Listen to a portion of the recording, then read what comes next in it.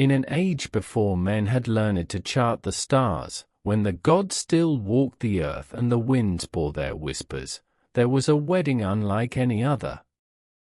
Upon the slopes of Mount Pelion, surrounded by pine and silver mist, the sea nymph Thetis was wed to Peleus, a mortal prince of Thessaly. Their union, rare between god and man, was ordained by Zeus himself. It was said that Thetis, though immortal and beautiful beyond words, could not marry a god, for prophecy had spoken her son would surpass his father in greatness. Fearing this child might one day challenge Olympus itself, the gods offered her instead to Peleus. All the heavens were summoned. From Olympus came Hera in robes of starlight, Athena with her shield of polished bronze, and golden Aphrodite crowned in myrtle and flame. Nereids rose from the sea, and muses sang among the laurels. Gods and mortals feasted as one beneath woven garlands and flickering torches. But not all had been invited. Eris, the goddess of discord, dark-winged and bitter, stood unbidden at the edge of celebration. No place had been laid for her, for where she walked, quarrel followed. Yet Eris did not cry out or curse. She reached into her cloak and withdrew a single apple, radiant and gold, inscribed with 3 fatal words, to the fairest. With a flick of her wrist, she cast it among the goddesses. Silence fell. Then came the tension, sharp and sudden. Hera stepped forward, eyes cool and commanding. Athena's fingers closed around her spear. Aphrodite smiled, but her smile was edged like a blade. Each claimed the apple was meant for her. Unable to decide, they turned to Zeus. But the father of gods, wise to the trap, refused to judge. Instead, he sent them to Mount Ida, to a shepherd prince known as Paris. Handsome and unaware of the storm approaching, Paris tended his flocks in the hills, unaware that soon he would shape the fate of empires. So it began, not with battle cries or clashing swords, but with beauty, pride, and the gleam of a golden apple. The wheel had turned, and destiny stirred. The war had not yet come, but its shadow had been cast. Far from the thrones of Olympus, where sunlight danced through cypress and goat bells rang across the hills, a young man named Paris lived in quiet obscurity. He was the son of King Priam of Troy, though neither he nor those around him knew it. At birth, an ominous prophecy had marked him, that he would bring about the ruin of his people. In fear, he was cast away, left to perish on Mount Ida. But fate, that patient architect, had spared him. A herdsman found the child and raised him as his own. So Paris grew not as a prince, but as a shepherd. He was graceful in form, mild of manner, and possessed a beauty that made even nymphs pause. Yet he was not ambitious. His days passed in tending sheep, playing the lyre, and listening to the winds that told old tales. One morning, as dew still clung to the grass, 3 figures appeared before him, dazzling, divine, and terrible in their splendor. Hera, queen of the gods, Athena, goddess of wisdom and war, and Aphrodite, the mistress of love. Each stood with the pride of one who has never known denial. They came not to bless, but to ask. In his hands they placed the apple of Eris, to the fairest. And each made her plea. Hera, draped in power, offered him dominion.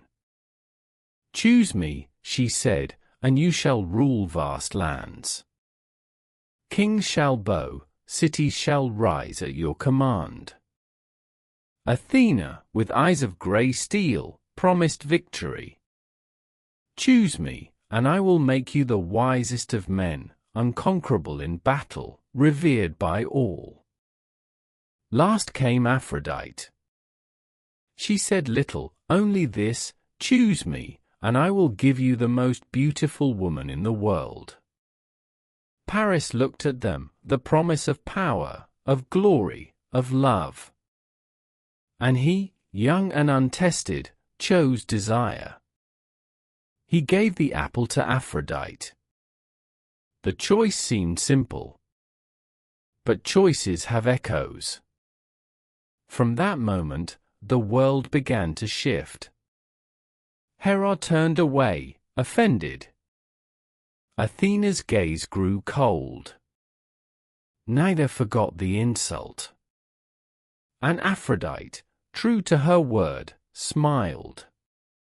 She had a gift to deliver, a woman named Helen, Queen of Sparta. But Helen was already wed, and the price of beauty would soon be blood. Thus the first step was taken. Not by sword or chariot, but by a shepherd's hand and a god's whisper. The seeds of war had sunk deep into the soil. All that remained was for them to bloom. In the city of Sparta, beneath rooftops of red tile and among whitewashed colonnades, dwelled Helen, daughter of Zeus and Leda, sister to Clytemnestra, wife of Menelaus. Songs called her the face that launched 1,000 ships, but in her lifetime, she was more than a symbol. She was radiant, yes, but also clever, restless, and caught between the will of men and the caprice of gods. Helen's marriage had not been born of love.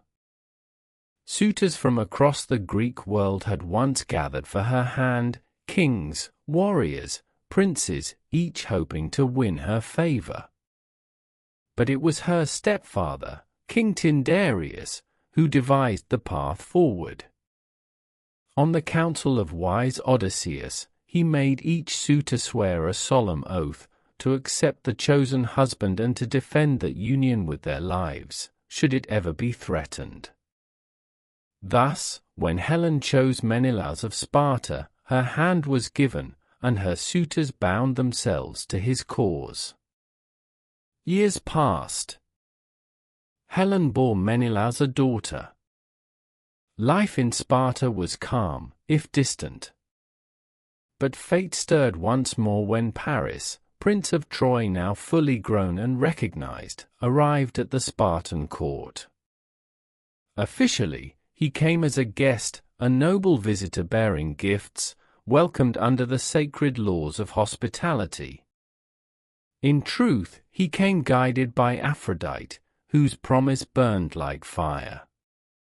Helen and Paris met not as strangers, but as fated souls drawn together by divine will.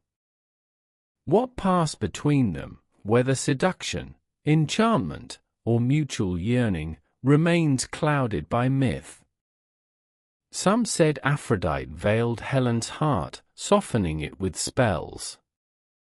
Others whispered she left of her own desire, weary of duty, drawn to the youth who spoke in honeyed words. One night, Paris departed Sparta, and Helen went with him. She left behind her child, her crown, and the oaths of 12 kings. Whether stolen or complicit, she crossed the sea, bound for Troy. When Menelaus returned to find his halls empty and his bed deserted, fury ignited in his breast. But more than love was wounded. His honor had been trampled, his hospitality betrayed. And now, the oath made long ago bound every Greek ruler to his cause. One woman's departure had become a nation's disgrace. So Menelaus journeyed to Mycenae, to his brother Agamemnon, king of kings.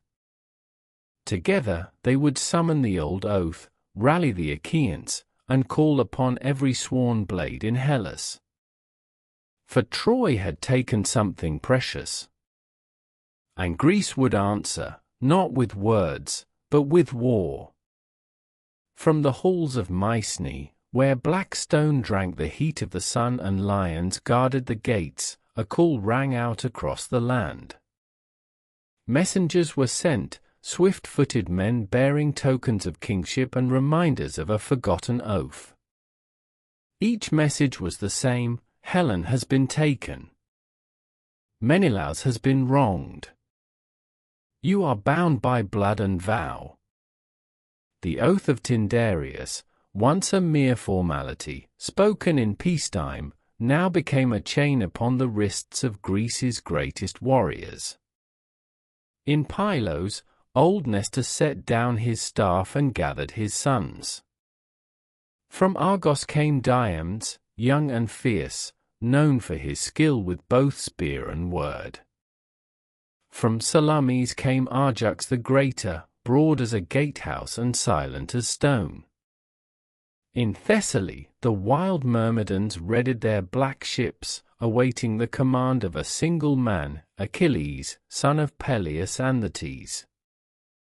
But Achilles was still a youth, not yet 20, not yet tested. His mother, Thetis, fearing the death she knew awaited him at Troy, had hidden him among the daughters of King Lycomedes, dressed in woman's garb. Yet Odysseus, ever cunning, uncovered the ruse. Disguised as a merchant, he laid out fine cloth and jewels before the maidens, but among the silks he placed a sword. When Achilles alone reached for the blade, the illusion was shattered. He was revealed, not as a girl, but as the warrior fated to shape the war's course. Odysseus himself was reluctant to join.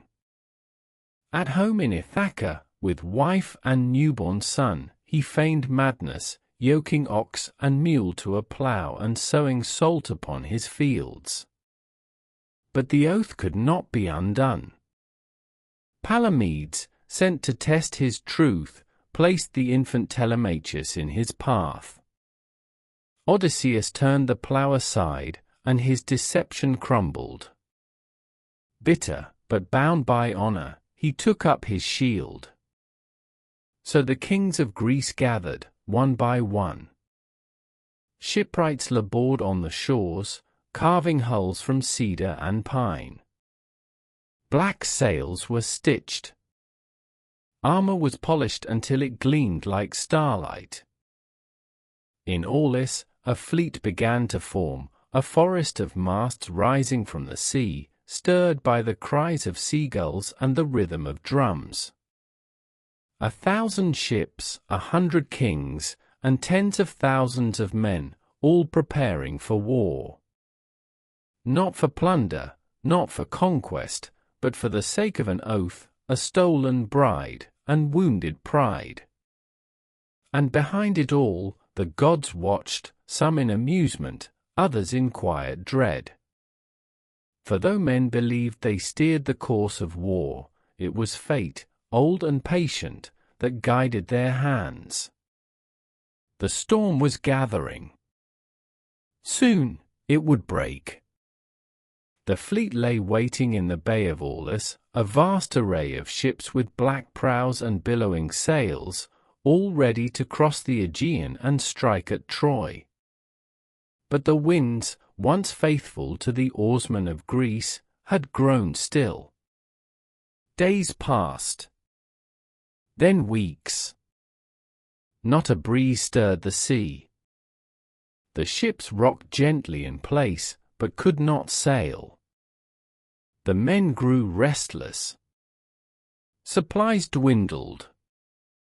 Whispers moved through the camps like smoke. Was this the will of the gods?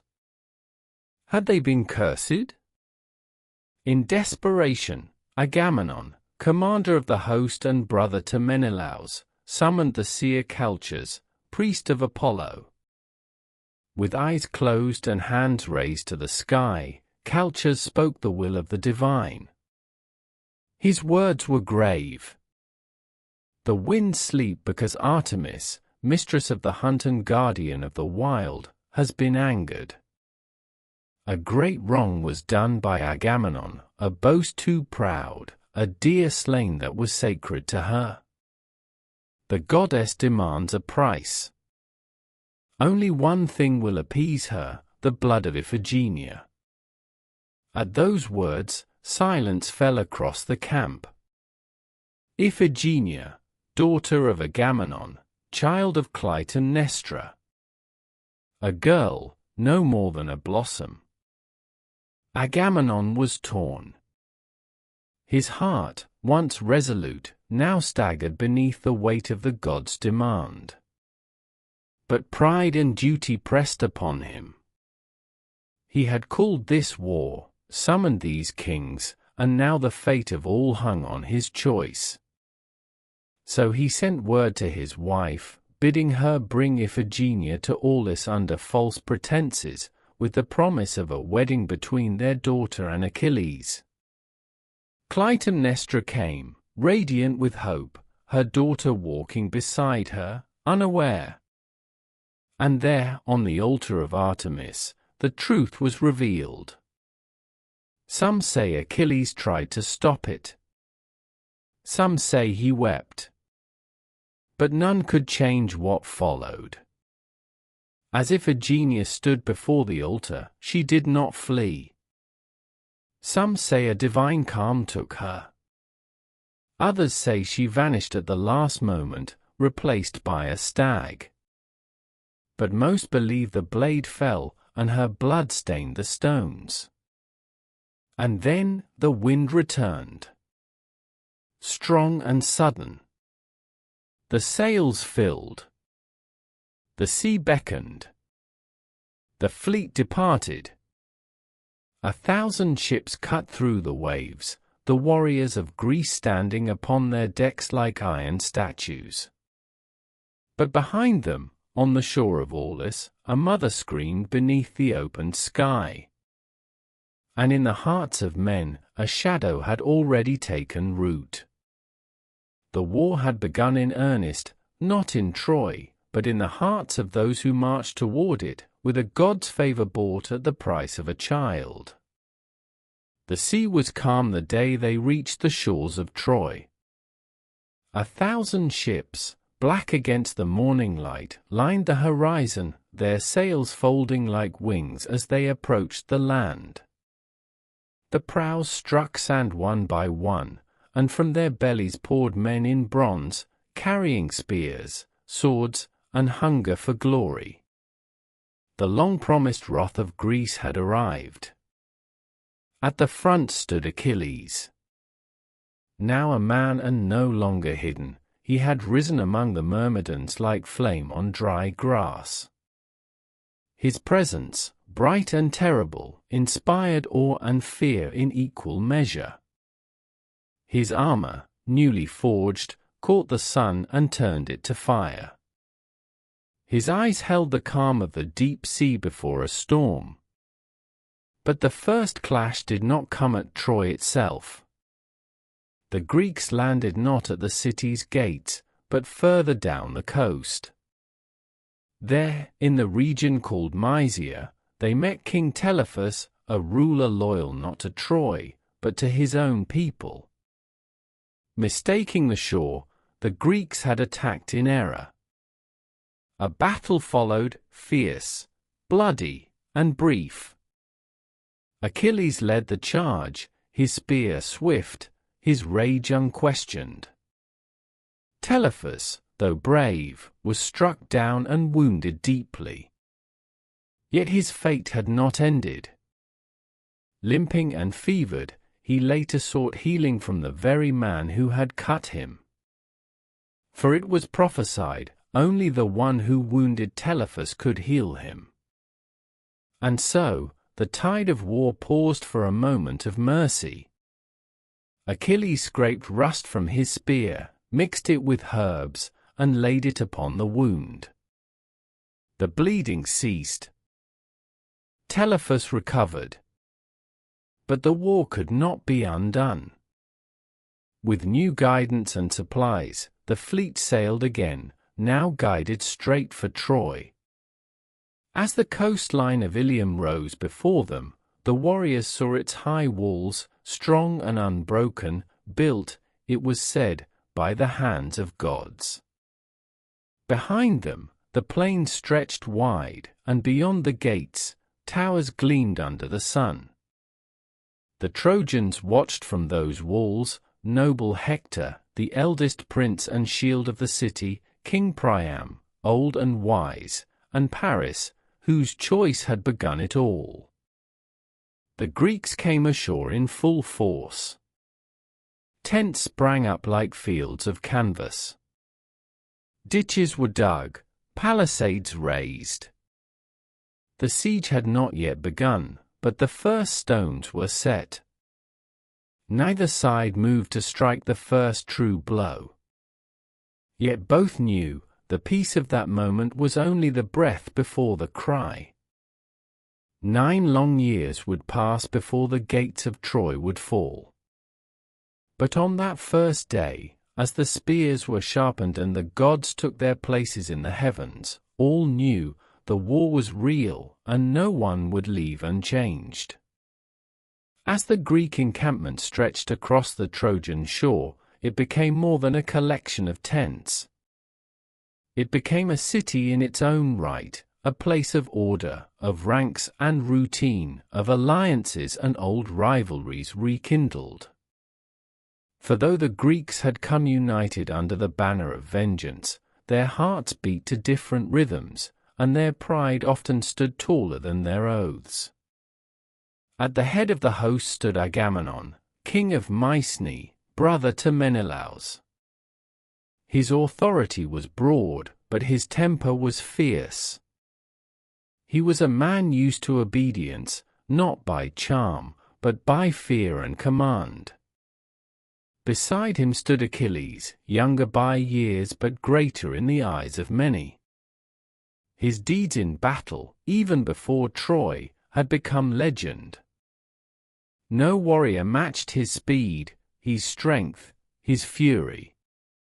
But he answered to no man easily.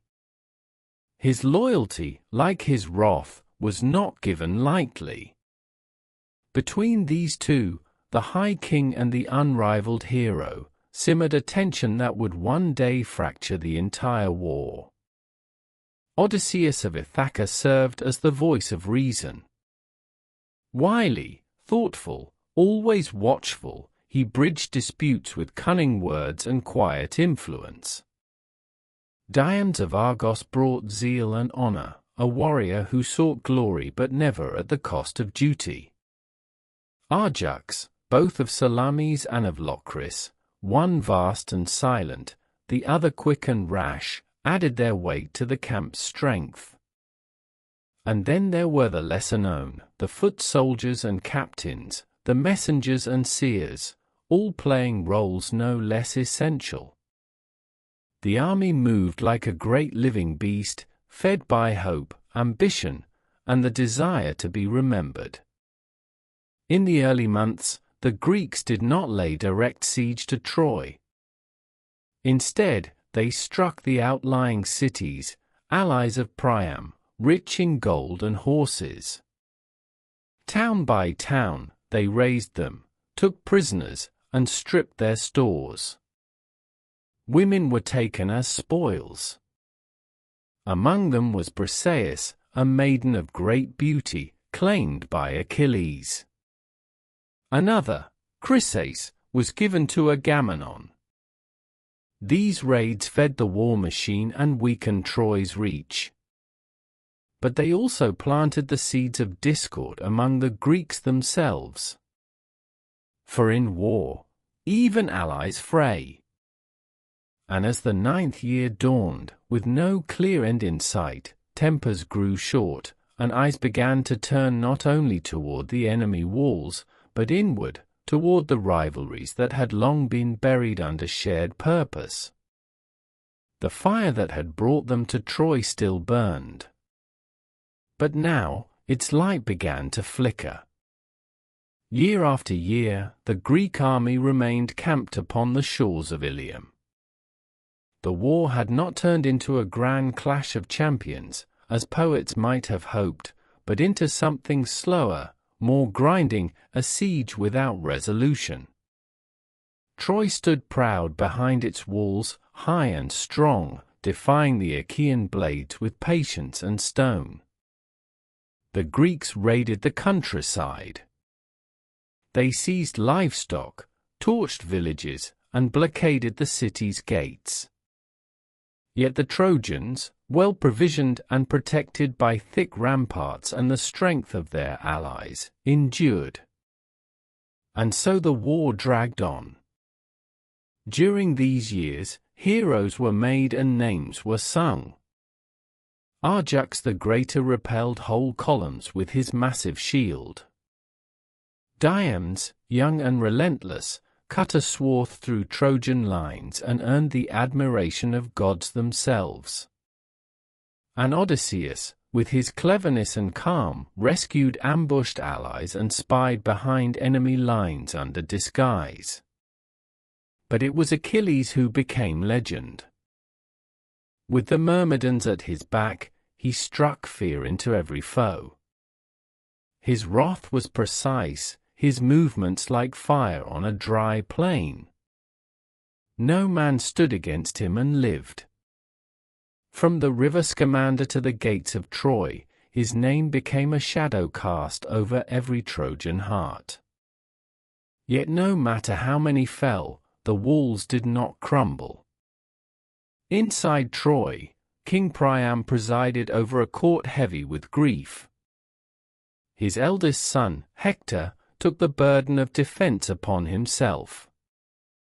Though not favored by gods in the way Achilles was, Hector stood as the shield of his people, dutiful, brave, and weary. He fought not for glory, but for family, for his wife Andromache, for their young son, for the life of a city. Paris too remained within, handsome, golden-haired, and often silent. Though it was his love for Helen that lit the fire, he was no warrior like his brother. He fought, yes, but rarely with the steel-hearted resolve of Hector. Helen, meanwhile, walked the walls of Troy with eyes cast far. She saw the cost of her beauty written in fire and ash. Some said she wept for the Greeks, others, for the Trojans. None could say truly where her heart belonged. And so the years passed. Men died. New warriors took their place. Hopes rose with every skirmish and fell with every funeral. Even the gods grew impatient, their favor shifting with each day. The war that had begun with a golden apple and a broken vow had turned into something far colder, a test of endurance, of pride, and of human will. But fate, ever watchful, had not forgotten its promise. The winds would change. A quarrel was coming, one that would shatter alliances, turn brother against brother, and bring the greatest warrior of Greece to the brink of silence. The 9th year had ended. The storm within the camp was about to break. The tide of war does not always shift on the battlefield. Sometimes, it changes in tense and whispered chambers, in the clash of pride, not steel. And so it was in the 9th year, when the greatest threat to the Greek host came not from Troy, but from within their own camp. It began with a priest. Chryses, a venerable servant of Apollo, came humbly to the Achaean camp. He brought ransom for his daughter, Chryses, taken by Agamemnon in one of the early raids. Gold he offered, and kind words, asking only that his child be returned.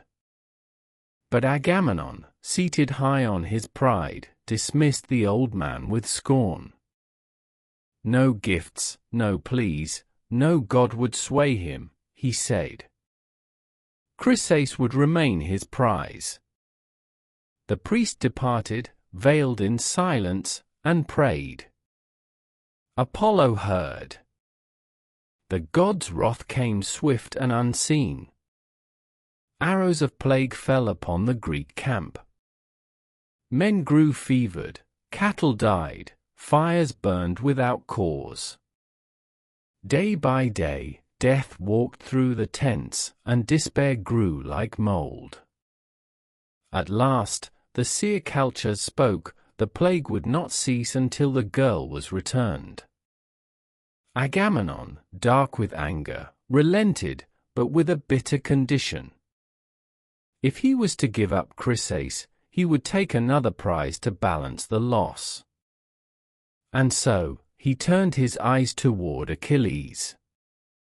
Briseis, the maiden taken by Achilles and kept not as a slave, but as a companion, she would be taken from him. As if women were mere tokens in a game of honor.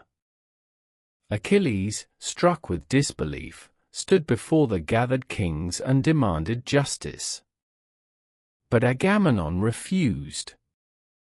In full view of the assembly, he claimed Briseis for himself. Then Achilles spoke words that would echo through the war. No more shall I fight in this war. Let Troy burn or stand, it is no longer my concern. And with that, he withdrew. Back to his tent he went, to the silence of his ship and the sea. He did not fight, did not command. The Myrmidons stood idle beside him. And the Greeks, without their fiercest blade, grew vulnerable. The quarrel had begun over a woman. But underneath it flowed something deeper, wounded pride, the weight of ego, and the cost of obedience. In the distance, beyond the ramparts of Troy, Hector trained his soldiers. He sensed the change. The Greeks were weakened. The time to strike would come. And the gods, watching from their thrones, leaned closer. The wheel of war had turned once again, this time not by sword, but by silence. With Achilles withdrawn and the Myrmidons silent as stone, the heart of the Greek army faltered. No longer did warriors charge with the same confidence, for the man they trusted to stand between them and death now watched from afar, his wrath sealed behind silence. Word of Achilles' absence spread swiftly, and to Troy it was carried on winds and whispers. Within the city, hope flickered anew. It was Hector who answered. Not driven by pride or prophecy, but by duty, he stood as the spearhead of Troy. Brother to Paris, son of Priam, husband to Andromache, he bore the weight of his people on broad shoulders. And where others hesitated, he advanced. Rallying the Trojan host and its allies, men from Lycia, Phrygia, and Thrace, Hector led them to the field. The battle that followed was brutal and swift. Without Achilles, the Greeks bent like reeds beneath the storm. Spears clashed against shields. Dust rose like smoke across the plain. Chariots carved bloody paths through the grass. And at the center of it all rode Hector, a lion among men, his bronze helm flashing beneath the sun. The Greeks resisted. Ajax, vast and resolute, held the line more than once. Diomedes and Odysseus fought like wolves, fending off disaster by inches. But it was clear, the advantage had shifted. Even Agamemnon, proud and imperial, began to waver. In one fierce push, the Trojans drove the Greeks back to the very edge of their camp. The wooden walls that protected the ships were threatened. Fires began to burn dangerously close to the hulls. Still Achilles remained apart. Embassies were sent. Agamemnon, forced to face the cost of his arrogance, agreed to return Briseis, untouched. He sent Odysseus, Ajax, and Phoenix, the old tutor of Achilles, to plead for his return. They came with gifts, with promises, with sorrow. But Achilles, seated beside the sea, unmoved by their words, refused. His heart had turned cold. He spoke not only of insult, but of fate, of the prophecy that told him he could either die young in glory at Troy, or return home to live a long, quiet life forgotten. "I choose to live," he said. "Let them bleed without me." And so, the Greeks, desperate and leaderless, faced the rising storm alone. Hector pressed onward, not as a tyrant, but as a guardian, for he fought not for conquest, but for peace, for his son's future, for the city whose towers cast long shadows over the plain. But war does not reward the just. It grinds all beneath its wheel, slowly, without pause. And as the walls of Troy held strong and Greek fire lit the horizon, the gods prepared to stir once more. For silence could not last forever. And neither could peace. The dawn broke red over the Greek camp, a hue not of warmth, but of warning. The Trojans had pressed hard, their confidence swelling with each passing day. And now, with Achilles absent and the Greek line thinned by death and exhaustion, Hector saw his moment. No longer content to defend, he prepared for the kill. He summoned his warriors before the Scaean gates. Among them stood his brother Paris, his cousin Aeneas, the mighty Sarpedon of Lycia, and Glaucus, fierce and loyal. Each pledged blood and blade. The plan was set. They would break through the Greek fortifications and reach the ships, for to burn the fleet was to end the war. The Trojans charged. Wave after wave, they struck the Greek walls. Arrows sang. Stones flew from catapults. The wooden ramparts groaned beneath the onslaught. Ajax, towering and tireless, held the central gate. His shield was like a tower, and where he moved, men followed. Teucer, his half-brother, rained arrows from behind him, each shaft guided by discipline and desperation. Odysseus and Diomed fought like cornered lions, rallying those who faltered. Menelaus, older now and tempered by grief, stood at the side of his brother Agamemnon, their armor darkened with ash and blood. But it was not enough. Hector, seizing a massive stone, hurled it at the gate, a blow that split wood and iron alike. The breach was made. With a cry that echoed across the plain, he led his chariot through, and the Trojans followed like a flood. Now, amidst the tents and supplies, battle raged. Flames leapt from one hull to the next. The ships, lifeline of the Greek host, caught fire. Panic spread. Cries filled the air, of dying men, of burning wood, of crashing timbers. The very sea seemed to hiss with fury. And yet, amidst the ruin, one figure rose. Patroclus. Friend and companion to Achilles, he had watched long enough. Seeing the Greeks fall, the fire spread, the death mount, his heart broke. He went to Achilles, pleading with him not to let their comrades die. "If you will not fight, then lend me your armor," he said. "Let the Trojans believe Achilles has returned." Achilles, torn between rage and love, consented. He armed Patroclus with his bronze and let him ride out with the Myrmidons, the very men who had waited, silent, all this time. And so the tide shifted. For when Patroclus appeared in Achilles' armor, like a god reborn, the Trojans paused.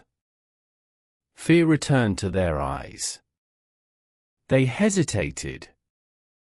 And in that heartbeat, the fire began to die. But the price of that moment had yet to be paid. The shadow that hovered over Achilles was now descending, not upon him, but upon the one he loved most. Like a tide unleashed, Patroclus stormed into the battle, cloaked in Achilles' gleaming armor, his helmet crest streaming gold in the sun. The Myrmidons followed, silent no more, their spears falling like rain upon the Trojans. At first, the enemy faltered. The sight of Achilles, or what they believed to be him, struck fear into their hearts. Men who had surged forward now fell back. The fire at the ships was smothered. The gates, once breached, were defended once more. Patroclus, in his borrowed glory, pressed beyond the limits of his charge. He struck down warrior after warrior. Among them, Sarpedon, son of Zeus, king of Lycia, a prince beloved even by the gods. The battle around Sarpedon's body raged fiercely. The Greeks, led by Patroclus, fought to claim it, the Trojans to defend his honor. Blood soaked the soil. The plain, once golden, turned dark. Zeus, high upon Olympus, watched his son fall and wept a rain of blood over the battlefield. But he did not intervene, for even gods are bound by fate. Drunk with success, Patroclus forgot his orders. Achilles had bid him drive the Trojans from the ships, but no further. Instead, Patroclus pursued them to the very walls of Troy. There, beneath the high battlements, he met Hector. The prince of Troy, seeing what he believed to be Achilles, prepared to face him with all his might. The duel that followed was fierce, but brief. For Patroclus, though valiant, was no Achilles. Apollo, god of light and patron of Troy, struck the boy from behind, stunning him. Euphorbus, a Trojan warrior, wounded him further. Then Hector approached, unaware of the deception, and delivered the fatal blow. As Patroclus fell, his helmet was knocked free, and only then did Hector realize the truth. It was not Achilles he had slain, but his dearest friend. With his last breath, Patroclus spoke, "You may have killed me, but not alone. And death comes for you too, noble Hector, by Achilles' hand." The words chilled even the bravest heart. The Greeks fought fiercely to recover Patroclus' body. Hector stripped the armor, Achilles' armor, from the corpse and claimed it as a trophy.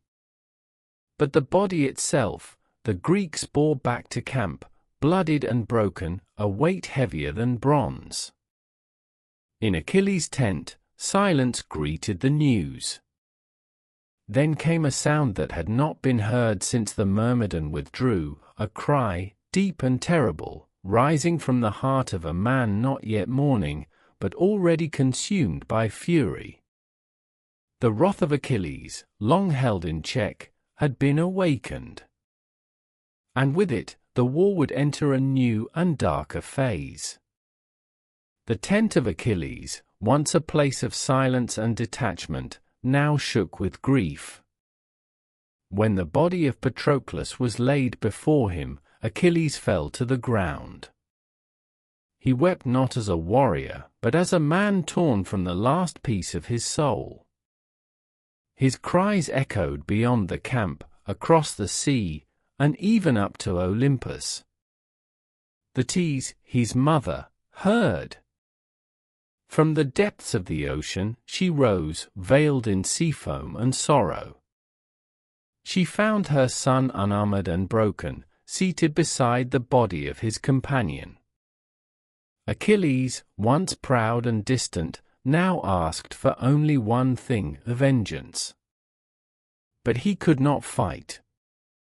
His armor, taken from Patroclus and now worn by Hector, was gone. Thetis, knowing what he asked meant his doom, still did not refuse. She climbed to Olympus and knelt before Hephaestus, the divine smith, lame and mighty, master of fire and forge. "Make my son armor," she said, "as no mortal has ever worn." Hephaestus agreed. And in his blazing halls, he shaped a panoply of bronze and gold, rich with images, the earth and stars, fields of harvest and cities of war and peace. Upon the shield, he carved the whole of human life. A world in miniature, radiant and terrible. He gave the armor to Thetis, who returned to her son. Achilles, rising from his grief, took it in silence. As the light danced across its polished surface, the Myrmidons gathered once more, their hearts pounding with both hope and dread. For they knew, when Achilles returned to battle, the world itself would tremble. But first, rites. He called for the body of Patroclus to be washed and anointed. A great funeral would come, but not yet. First, vengeance must be fed. Then he turned to the Greeks and declared his return. "Let the Trojans fear. Let Hector hear my name. I will not eat until I have driven my spear through the man who took Patroclus from me." And so the camp stirred. Word spread like fire. The tide, long held back, was turning. The gods, too, took sides. Zeus watched with sorrow. Hera and Athena, long allies of the Greeks, rejoiced. Apollo, patron of Hector, prepared to intervene. Even the river Scamander would soon rise in anger. The world held its breath. For Achilles, reborn in bronze and wrath, now stood ready, not for war, but for judgment. And judgment was near. When Achilles strode onto the plain once more, the earth itself seemed to pause. Bronze flashed on his limbs like fire at dusk. His new armor, forged by the hand of a god, caught the eye of every soldier, Trojan and Greek alike. The shield on his back shimmered with the story of the world, and in his eyes burned a light that spoke of death. No longer was he the proud youth who had sulked by the sea. He was grief made flesh, vengeance walking in sandals. The Greeks rallied behind him. Morale surged like a second wind. The Myrmidons formed ranks, grim and eager. For the first time in many days, hope returned to the weary Achaean lines. But Achilles had no interest in strategy. He did not wait for signal or trumpet. He charged. The first clash was devastating. Trojan lines that had held firm for years now cracked under the weight of his fury. Men fell not only from his spear, but from fear alone. He moved like a storm, leaving ruin behind. Neither shield nor plea could stop him. He sought Hector, but would not wait for a duel. Every Trojan was the enemy. Every life, a coin owed to Patroclus. The river Scamander, swollen with the dead, protested. Its waters rose, churning with bodies, and the river god cried out in anger. "You defile me," it roared. "Cease, or be drowned in my depths." But Achilles did not stop. The river surged, rising like a wall. Achilles was swept up in its currents, the water pulling him under. Mud closed over him. Rocks struck his limbs. Even the armor forged by Hephaestus began to yield. He would have drowned, had not Hephaestus himself intervened. Summoned by Hera, he unleashed fire upon the river, driving back the waters with flame until the god relented. Achilles, rising once more, soaked and burning with rage, turned again toward Troy. Now the gods descended more openly. Apollo guided Trojan spears. Athena shielded the Greeks. Ars himself joined the fray, only to be wounded and cast aside. Olympus shook with the clash of divine hands, but none dared face Achilles directly. And still he fought. Trojan after Trojan fell. He drove them back to the gates. Hector alone stood firm, knowing what was to come. Inside the city, Priam and Hecuba begged him not to face Achilles. "Come inside," they cried. "Live to defend another day." But Hector, Prince of Troy, would not flee. Not while his people watched. Not while his honor called. He stood beneath the walls, spear in hand, and waited. The final duel was near. The war, long a story of armies and empires, would now be written by two men, and the gods watched in silence. The plain of Troy lay hushed, as if the earth itself had fallen silent to witness the moment. Before the towering walls, in the shadow of Ilium's battlements, two warriors faced one another, Achilles, burning with wrath, and Hector, armored in duty. The wind stirred their cloaks.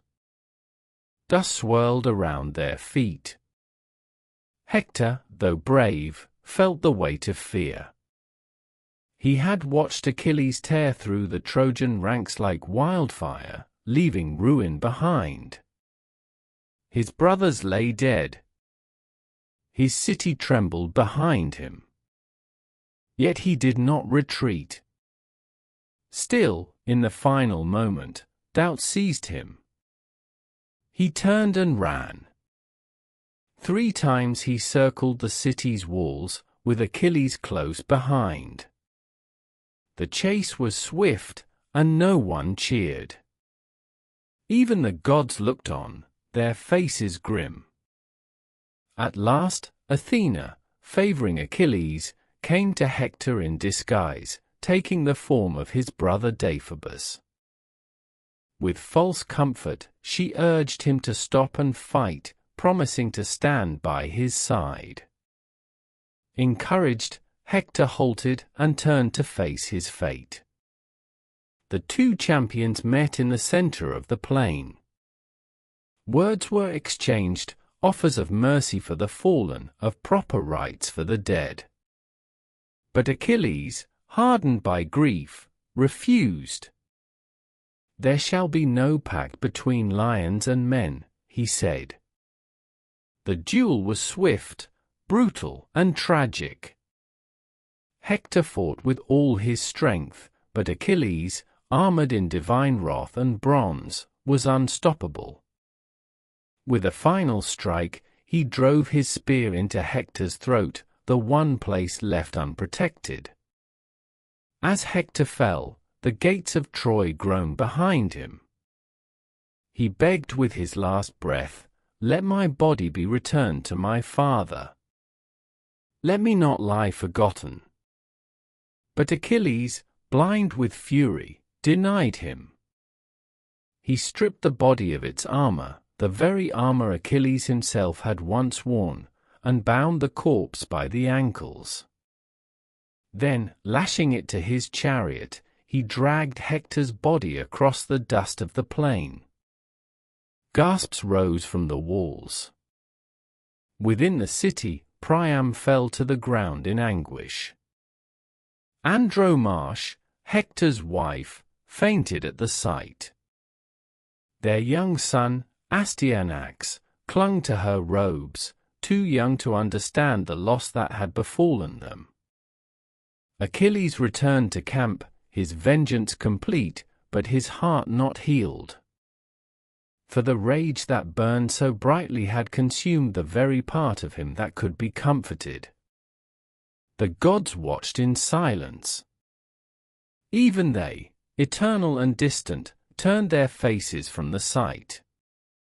For the greatest defender of Troy had fallen. And though the city still stood, its heart now lay broken upon the field. In the days that followed Hector's death, the camp of the Greeks echoed with a strange silence.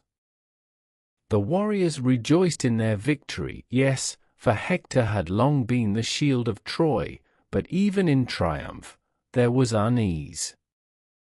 Achilles had not returned to rest. He had not feasted. He had not spoken kindly to any man. Each dawn, he rode his chariot in circles around the tomb of Patroclus, dragging the body of Hector behind it in the dust. Day after day, he defiled the prince's corpse, bound by anger deeper than pride and darker than grief. The gods themselves began to murmur in disapproval.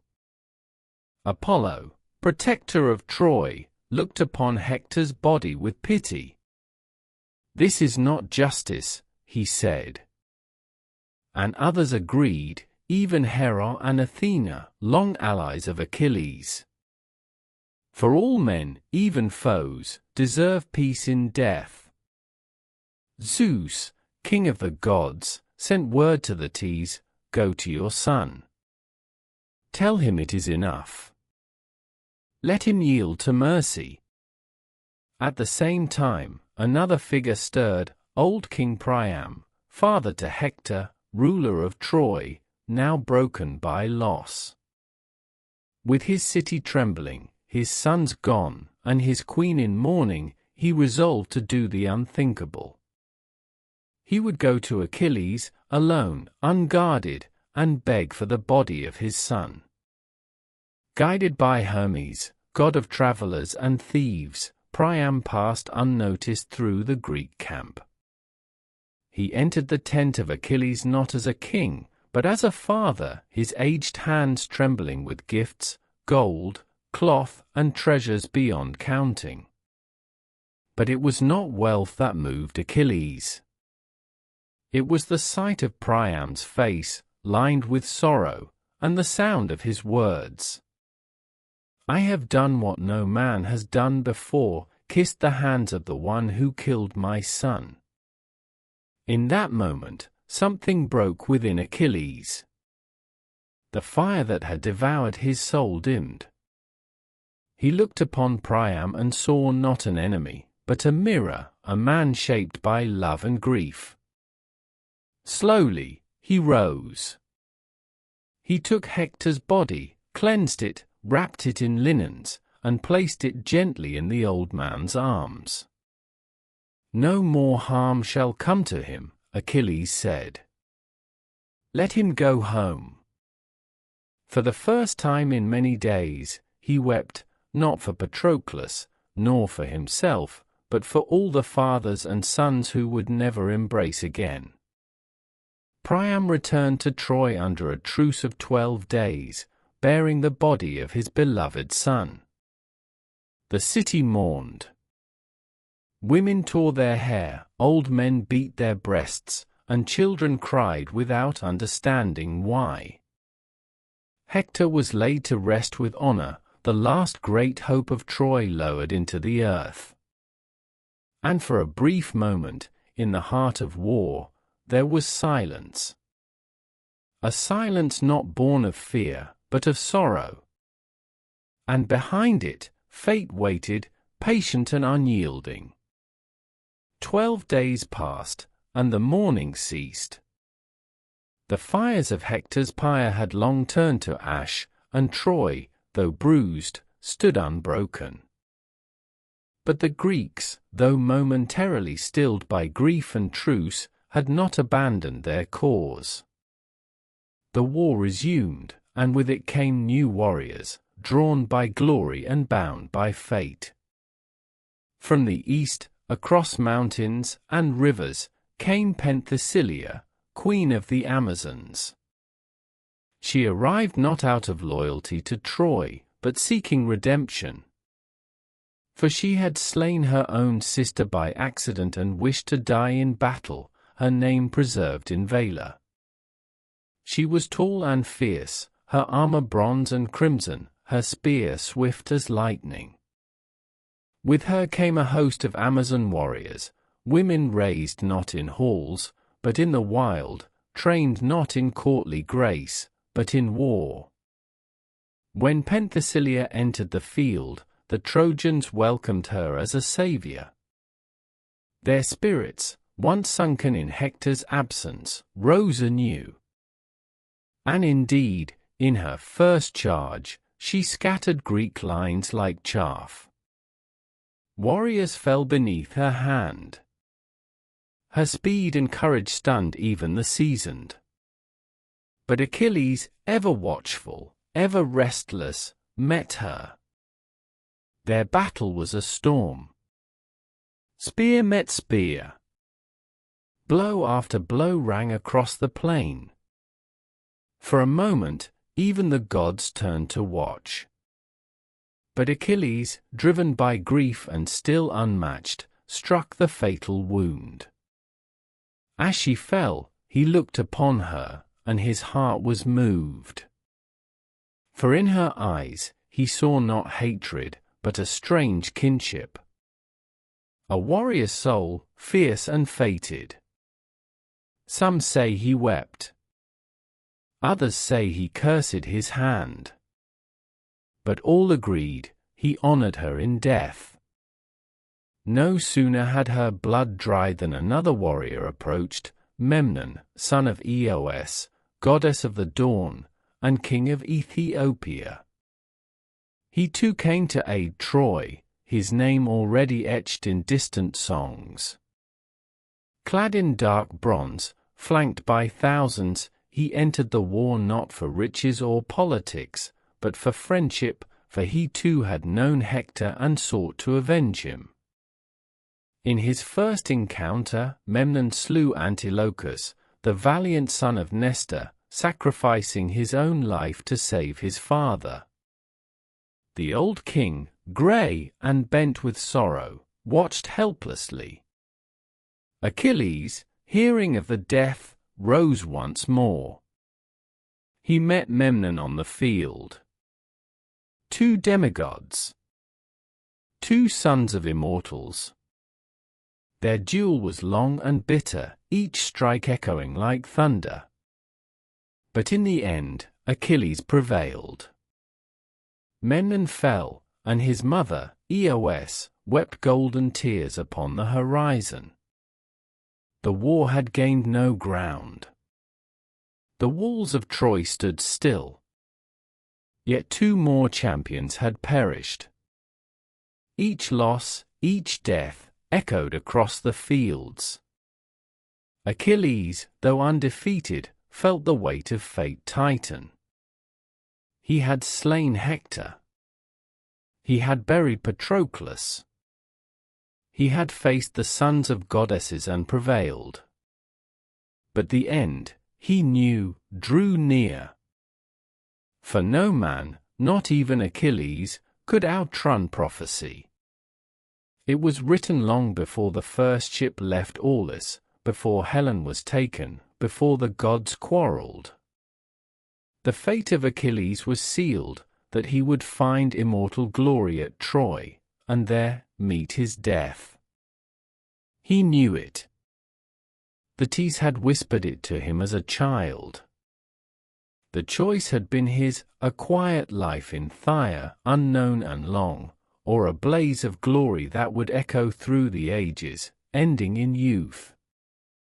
He had chosen the fire.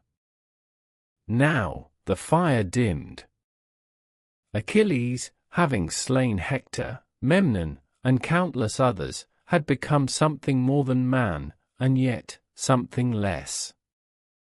He walked among the living as if already half-shadowed, his gaze fixed always just beyond the horizon.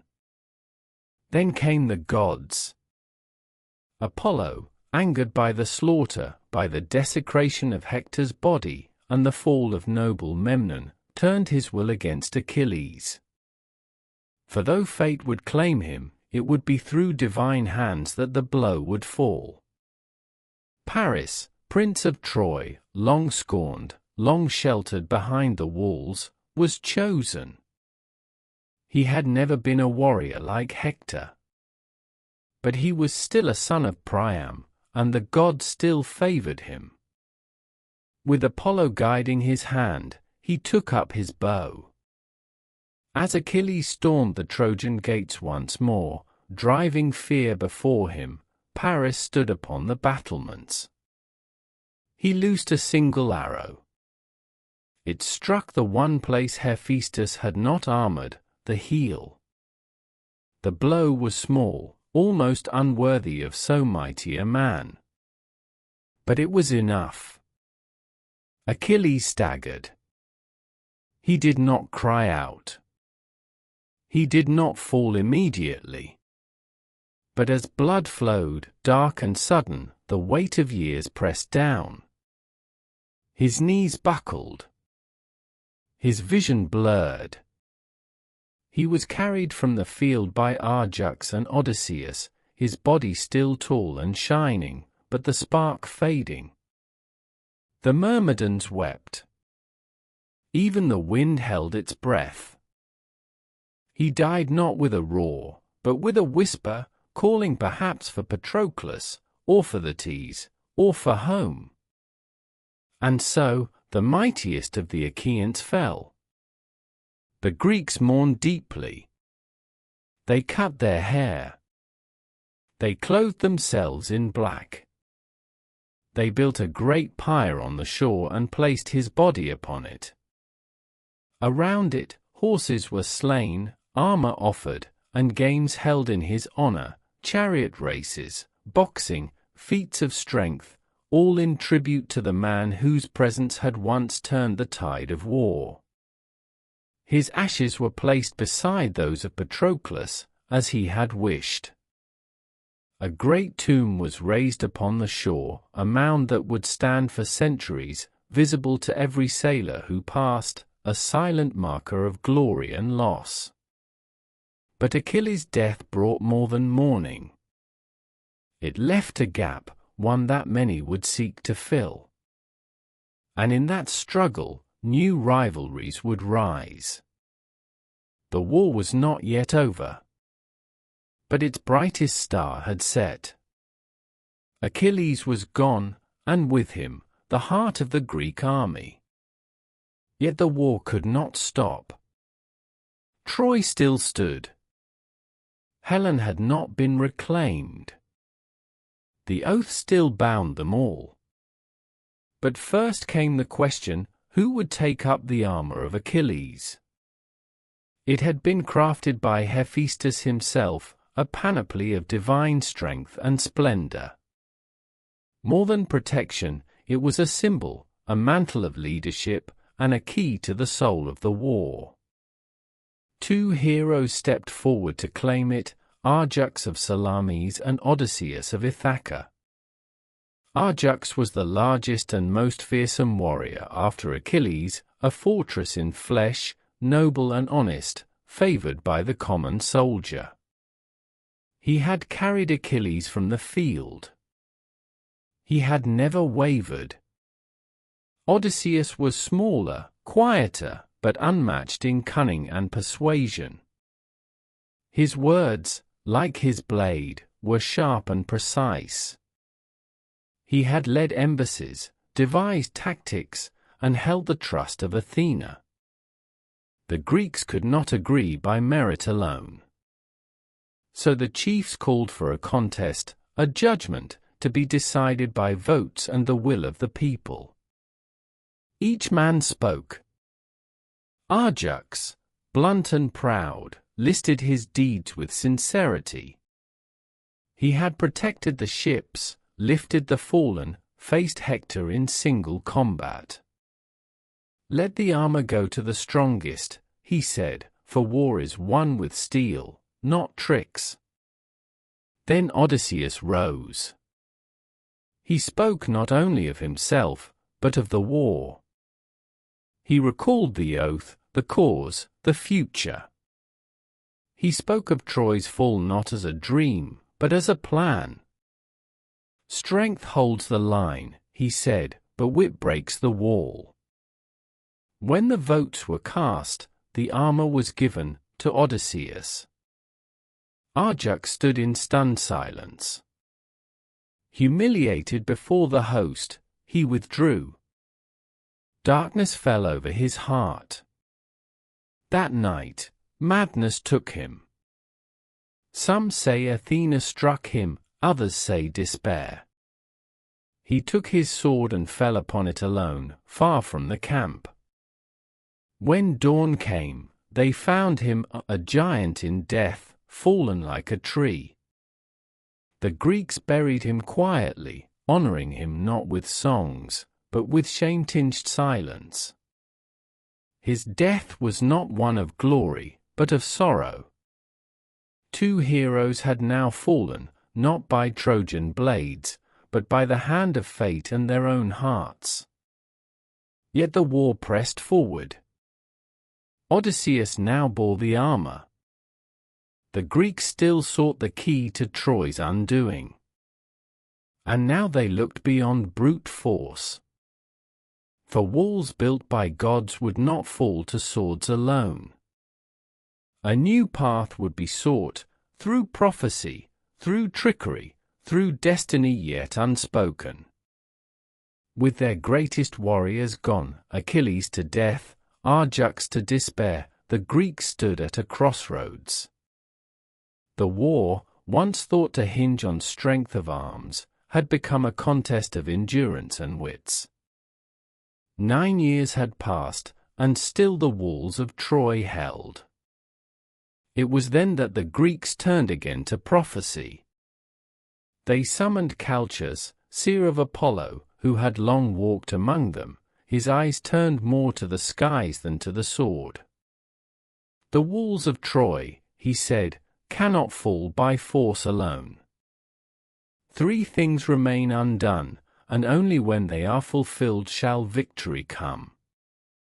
The first, Neoptolemus, the son of Achilles, must fight at Troy. The second, Philoctetes, bearer of Heracles' bow, must return. The third, the Palladium, sacred statue of Athena, must be taken from Troy, for while it stands within, the city cannot fall."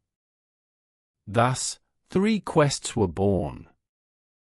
Odysseus and a small band sailed first to Scyros, where Neoptolemus lived. The boy was young, but his spirit burned with the fire of his father. At first, he hesitated. But when told of Achilles' fate, and the glory he might claim, he consented. He would fight, and not as a boy, but as a storm in the making. Then came the harder journey. Years before, the Greeks had abandoned Philoctetes on the island of Lemnos. Bitten by a serpent, his wound festered and reeked, and his cries disturbed the camp. Left with only Heracles' bow and a cave, he had suffered long, fed by wild birds and pain. Now Odysseus returned. The meeting was not warm. Philoctetes remembered the betrayal. But Heracles himself, from beyond the grave, appeared in a vision and urged forgiveness. "Go to Troy," the voice said. "Your destiny waits." Philoctetes, though wounded still, agreed. He was brought back, and with his first shot on Trojan soil, he proved the gods had not lied. Finally, the Palladium.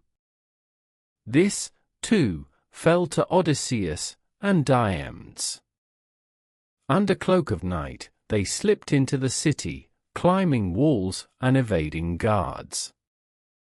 In the temple of Athena, sacred and still, the statue stood, small, ancient, untouched by war. They seized it. And in that theft, the fate of Troy was sealed. With all signs fulfilled, the son of Achilles, the sacred bow, the stolen idol, the Greeks prepared for their final move.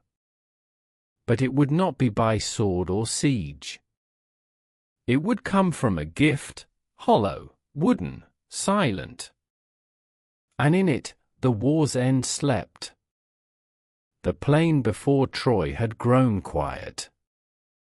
After 10 years of siege, the Greeks appeared to vanish. One morning, when the Trojans looked from their towers, they saw only smoke rising from deserted tents. The ships, once lining the shore like a forest of masts, were gone. In their place stood a single offering, a giant wooden horse.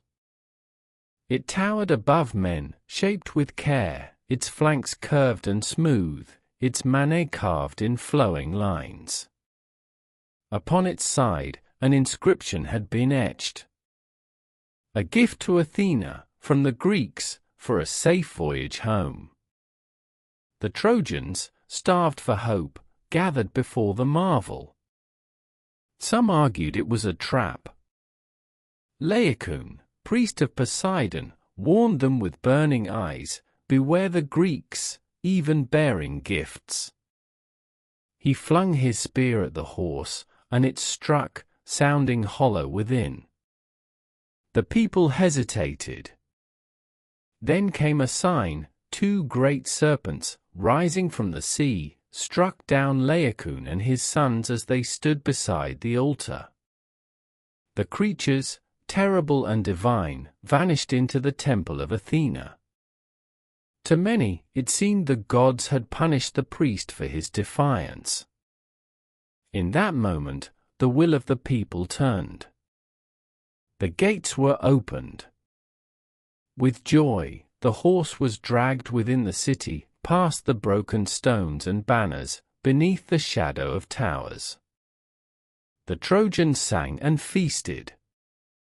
They lit fires and crowned themselves with flowers. That night, after so many years of fear, they allowed laughter. But within the horse, in its dark belly, waited death. Odysseus, Diamedes, Menelaus, and others, silent as ghosts, crouched in armor, swords drawn. They listened to the music, the footsteps, the silence that followed. Then, in the blackest hour of night, a signal. From the sea returned the Greek fleet, hidden beyond the horizon. Their sails caught moonlight. Their oars struck quietly. Inside the city, the trap sprang open. The warriors emerged, slaying the guards. They opened the gates from within. The Greek army, returned by stealth, poured into Troy like a tide of fire. Torches were thrown. Doors broken. Shrines defiled. The city that had withstood 10 years of siege was taken in a single night. The horse, once a symbol of peace, now stood amidst ruin, a gift not to Athena, but to death. And the streets of Troy ran red with memory. Night fell heavy over the city, but it brought no sleep. The gates had been breached.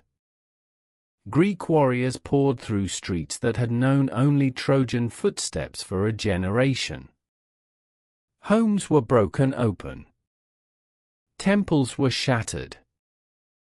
Fires leapt from roof to roof, turning night into a mockery of dawn. Troy, once golden and proud, was burning. King Priam, old and weary, fled to the altar of Zeus within his palace.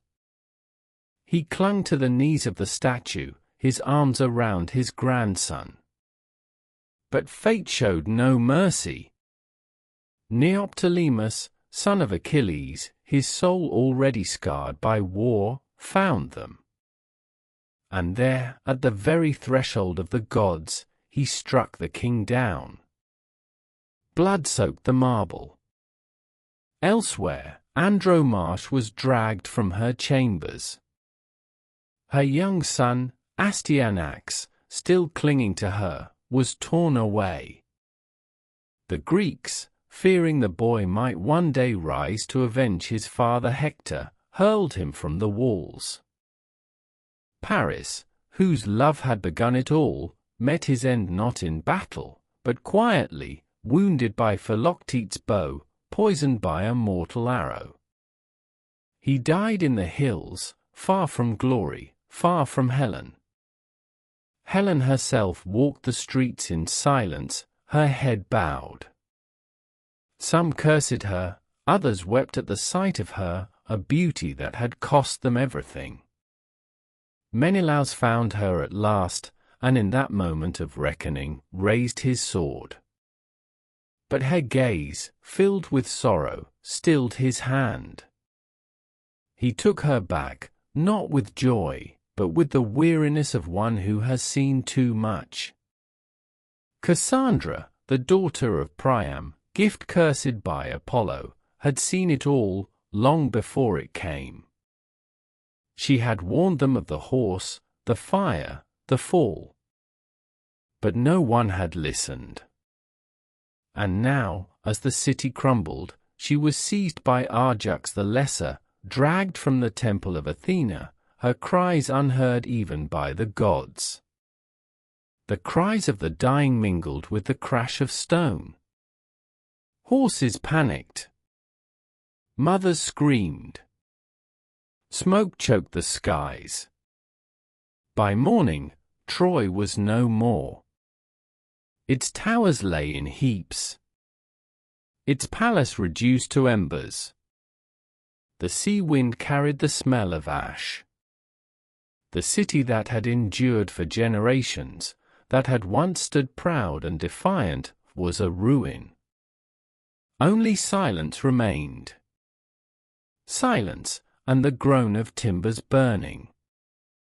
And high on the plain, where the horse had once stood, the Greeks now stood, victors, yet not unscathed. They had won what they came for. But in the flames behind them, they saw not only their enemies fall, but the shape of their own doom. For the gods remember. And so do the dead. Troy had fallen. Its gates lay shattered, its temples desecrated, its people either dead or bound in chains. The Greeks, after 10 long years, had triumphed.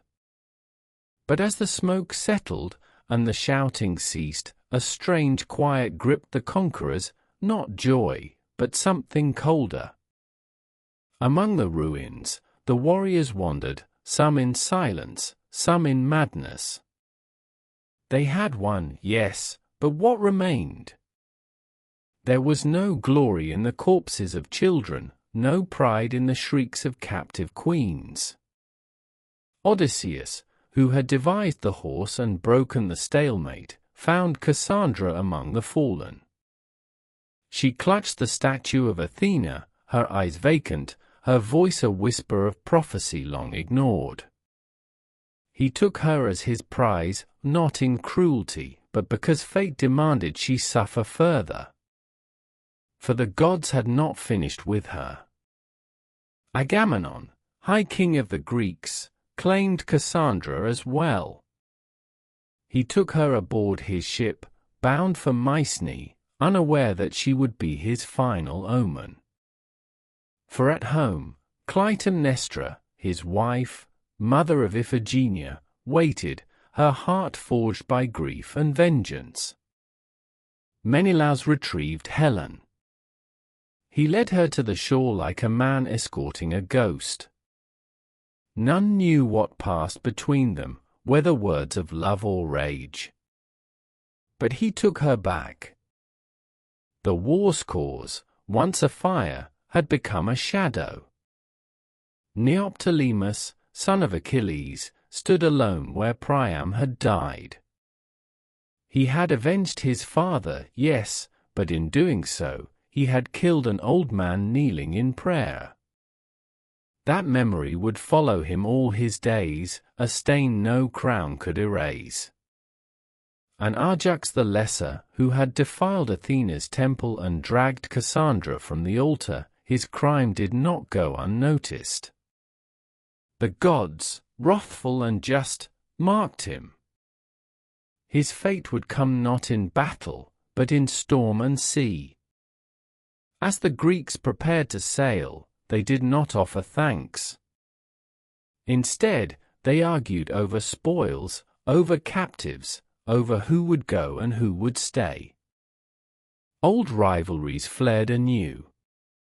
The war was over, but peace had not returned. And high above them, on Olympus, the gods watched with cold eyes. They had played their games, chosen their champions, shifted fate as they pleased. But the board was not cleared. Not yet. For each ship that now left the blackened shore carried more than gold. It carried guilt. It carried vengeance. And it carried the seeds of tragedies still to come. Morning came slow over the plain where once Troy stood. A grey light filtered through the smoke still rising from the ruins, the bones of a city once blessed by gods, now nothing but char and stone. The cries had faded. The flames had burned themselves quiet. All that remained was the silence of endings. From the high citadel to the low huts near the river, nothing was spared. The temple roofs lay caved in. Statues of gods toppled and broken. The palace of Priam, once grand and filled with the voices of princes and poets, was now a blackened shell. Only the scent of burnt cedar and flesh lingered, and memory. Among the rubble walked the conquered. Hecuba, once queen of Troy, now an old woman with chains at her wrists, stared at the smoking ruins where her sons had died. Her tears had run dry. She moved like a ghost, speaking to none. Andromache, widow of Hector, held no child now. Astyanax had been taken from her arms and thrown from the very walls that now lay broken. She walked beside the other captives, women who had once known silk and music, now fated to grind grain in foreign lands. Cassandra, silent and grim, knew this end had always come. Her warnings had been shouted into deaf ears. She had seen fire, and now it was ash. And yet, her eyes still burned with visions of more, not here, but in the lands these men would soon sail home to. For the victors too were changed. The Greeks, hardened by a decade of war and blood, no longer looked to one another as comrades. Greed, ambition, suspicion, these now filled their hearts. The unity forged by the oath of Tyndareus had shattered. They no longer fought for honor, but for spoils, for rank, for fragments of power to bring back to lands that might no longer remember them. They set fire to what remained, not in hatred, but as final punctuation. and then they sailed. One by one, the ships pushed off from the beach. The sea, vast and uncaring, waited. Black sails filled with wind, and the horizon swallowed them. Behind them, Troy smoldered. Not a city, not a cause, but a memory. An echo. And though its stones were dust, its name would never vanish. For those who lived, both conquerors and conquered, would carry Troy with them, written into their bones, their dreams, their songs. The city was gone. But its story had only just begun. Among the ships departing the scorched shore, one bore the woman for whom the war had begun, Helen of Sparta. 10 years had passed since she had walked willingly, or perhaps bewitched, from her husband's house into the arms of another. 10 years of war, of sons buried, of cities burned. And now she returned, not in chains, but at the side of Menelaus. They did not speak much as the ship cut through the waves. The wind whispered, the sails creaked, and Helen stood alone at the prow, her hair braided like a widow's. The sailors looked upon her with wonder, with blame, with quiet fear, for who could gaze at her and not remember the ashes of Ilium? Menelaus, once burning with vengeance, now sat in cold silence. The sword he had once raised against her trembled when he saw her face. Not because of love alone, but because he too had changed. He had seen too much. Some said Helen bewitched him again, turned his anger to longing. Others claimed she spoke words only he could hear, words that reminded him of the days before, or of Sparta's halls, of shared glances, of the world as it was before the apple, the gods, the storm. When they reached Sparta at last, the people received them with uncertain hearts. Many had died for her. Many had cursed her name. But she was still queen. And none could deny that she was still, impossibly, beautiful. She resumed her place beside Menelaus. They lived as rulers once more. They hosted feasts. They bore a son. But the fire had dimmed. The songs they once sang now carried an undertone of mourning. Helen aged little. Time seemed to pass her by, as if the gods who once fought for her favor had not yet released her from their touch. But she never laughed as before. Her smile, though perfect, was distant. Sometimes she would walk alone through the olive groves, her fingers brushing the leaves, her eyes cast far beyond the hills, as if searching for a city that no longer stood. To the world, she had returned. But a part of her, the part that once ran with Paris beneath Trojan towers, that wept for Hector, that watched Troy burn, never left. She lived. But in every mirror, in every hushed court whisper, she saw what her beauty had cost. And she carried it, not with pride, but with silence. For Helen, more than any warrior, would be remembered. And memory, like flame, burns longest in stillness. While many Greek ships made straight for home, heavy with spoils and shadowed by war, the journey of Odysseus would be like no other.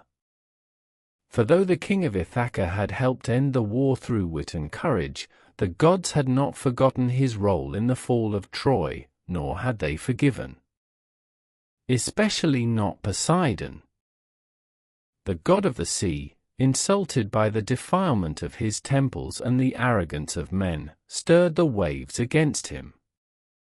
Odysseus set sail with high hopes. His ship was sturdy, his men loyal, and his thoughts turned home, to Penelope, his wife, and Telemachus, the son he had not seen since infancy. But the sea had other plans. First came the storm that shattered his course. Days turned into weeks. Familiar shores became strange islands, each harboring peril wrapped in wonder. On the island of the Cicones, his men plundered, and were driven back with loss. Then came the land of the lotus-eaters, where forgetfulness seduced the weary.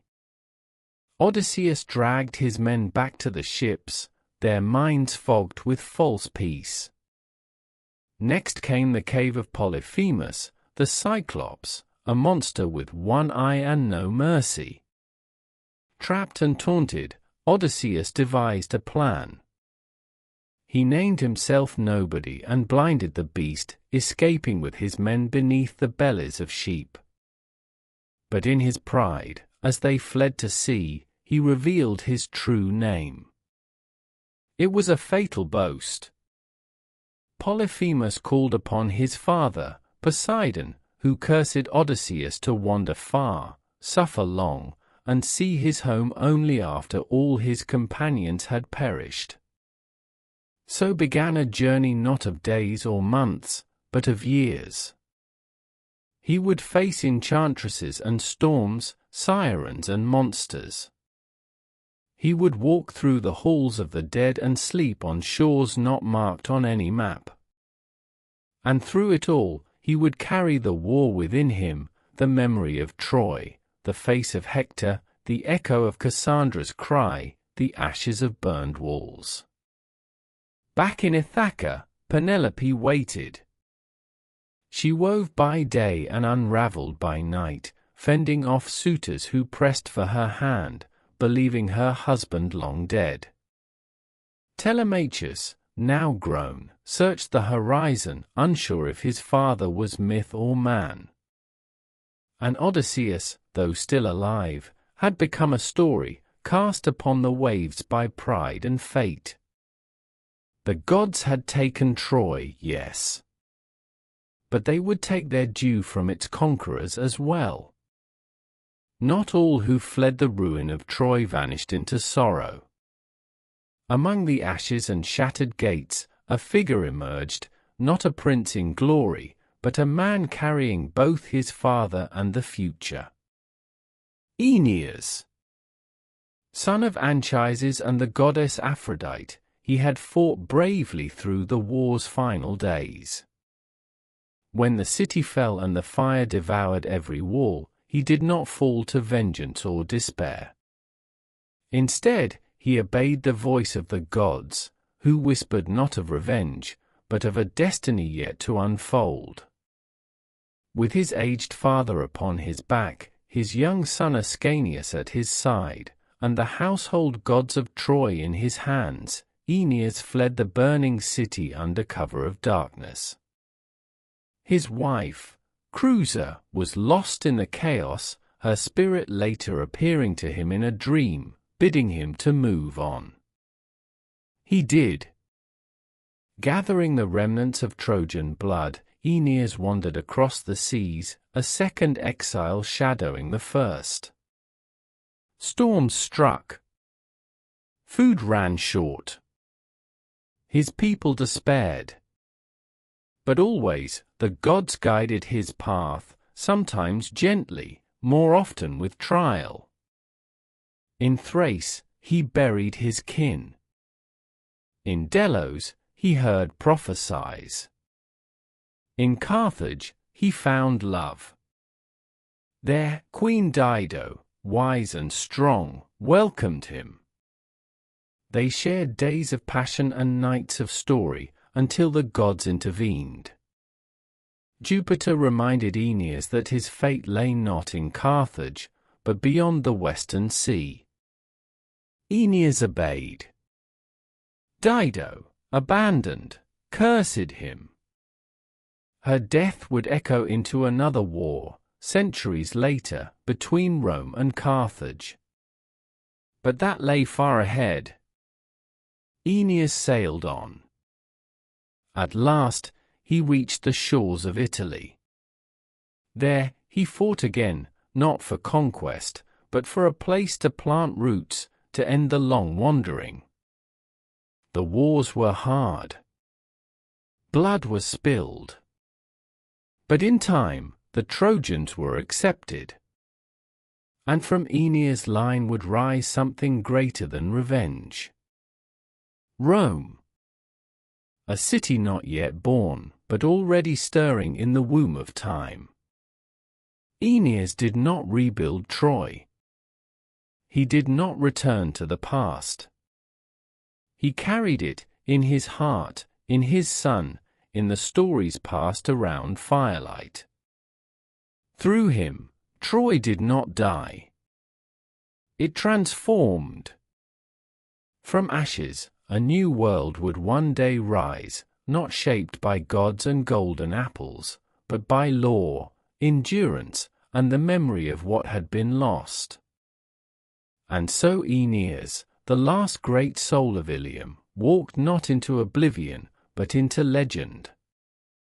Agamemnon, high king of Mycenae, returned not in triumph, but with shadows clinging to his heels. He had led the Greeks, broken Troy, and claimed Cassandra as his prize, yet at home, another fate awaited. For back in his palace, beneath cold stone and golden halls, Clytemnestra waited, not as a grieving wife, but as judgment incarnate. She had not forgotten. Not the war. Not the years of absence. Not the sacrifice of their daughter, Iphigenia, whom Agamemnon had offered to Artemis for favorable winds.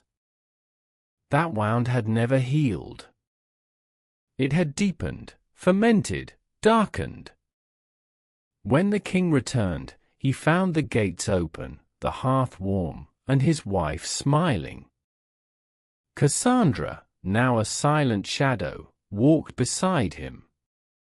She saw what waited, she saw it all, but no one listened.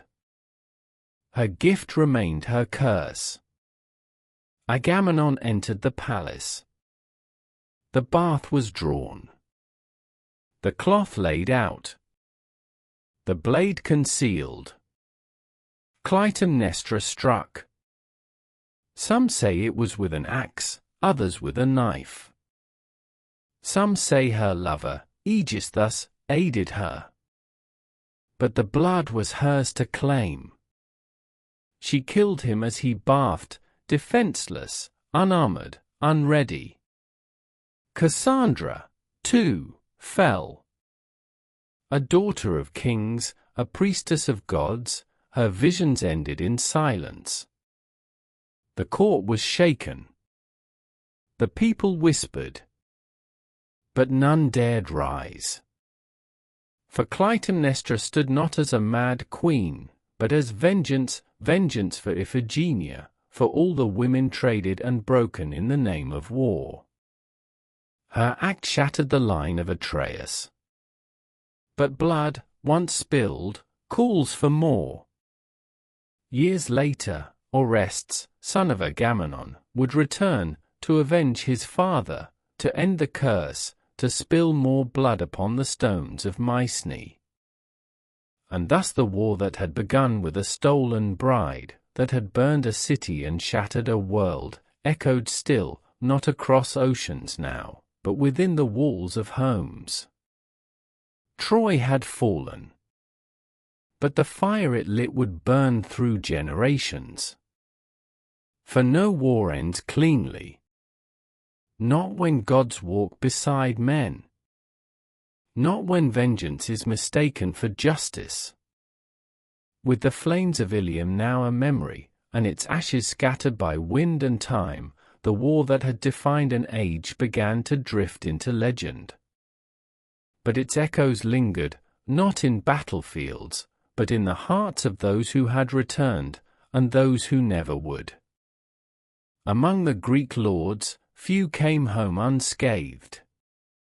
Some never came at all. Arjux the Lesser, who had defiled the temple of Athena, met his end at sea.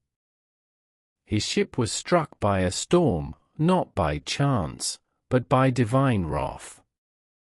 As the waves swallowed him, he cried defiance to the gods. Poseidon heard, and silenced him beneath the depths. Diom's returned to Argos, only to find his name forgotten and his place usurped. Driven into exile, he wandered far, his sword now a burden, his fame a shadow. Philoctetes, his bow no longer needed, was shunned for the rot that had once consumed him. His pain never truly left. And Odysseus, still far from home, who faced sirens, storms, witches, and wrath, delayed at every turn, as if the gods themselves feared his return. His journey would be told and retold, not as triumph, but as a testament to endurance. But it was not only Greeks who bore the war's weight. The survivors of Troy scattered like leaves in autumn wind. Some were slaves, their names forgotten. Others, like Aeneas, carried the soul of their city into foreign lands. Yet even those who lived bore scars invisible. Troy itself, once called sacred, invincible, golden, now existed only in story. But what stories? Bards sang of Achilles' wrath, of Hector's last stand, of Helen's sorrow, of the horse that ended an age. Around fires, fathers whispered the tales to sons. In marble halls, poets set them to verse. And in each telling, the war changed slightly, became more than blood, more than broken walls. It became myth. And myth, unlike flesh, does not die. The gods, too, step back. Their games played, their favorites fallen, they watched now from a distance. Olympus grew quiet. No longer did mortals hear their voices in wind and flame, only in memory, in dream, in prayer unanswered. Troy was gone. But its ghost remained. In the tides that lapped against forgotten shores. In the shields hung on temple walls. And in the eyes of those who remembered what it cost to pursue glory, and what it cost to win it. The war of Troy had not only shattered cities and sundered kings, it had marked the waning of an era. For in its wake, the gods who once walked openly among men grew distant. Their voices, once heard in the rustling of leaves or the crackle of fire, faded into symbol and ritual. They had chosen their sides in the war. They had quarreled, intervened, punished, protected. But now, with the dust settled and the mortals broken, they turned away, not in retreat, but in withdrawal. Zeus, weary of the divisions among his children, no longer hurled thunder to decide fates.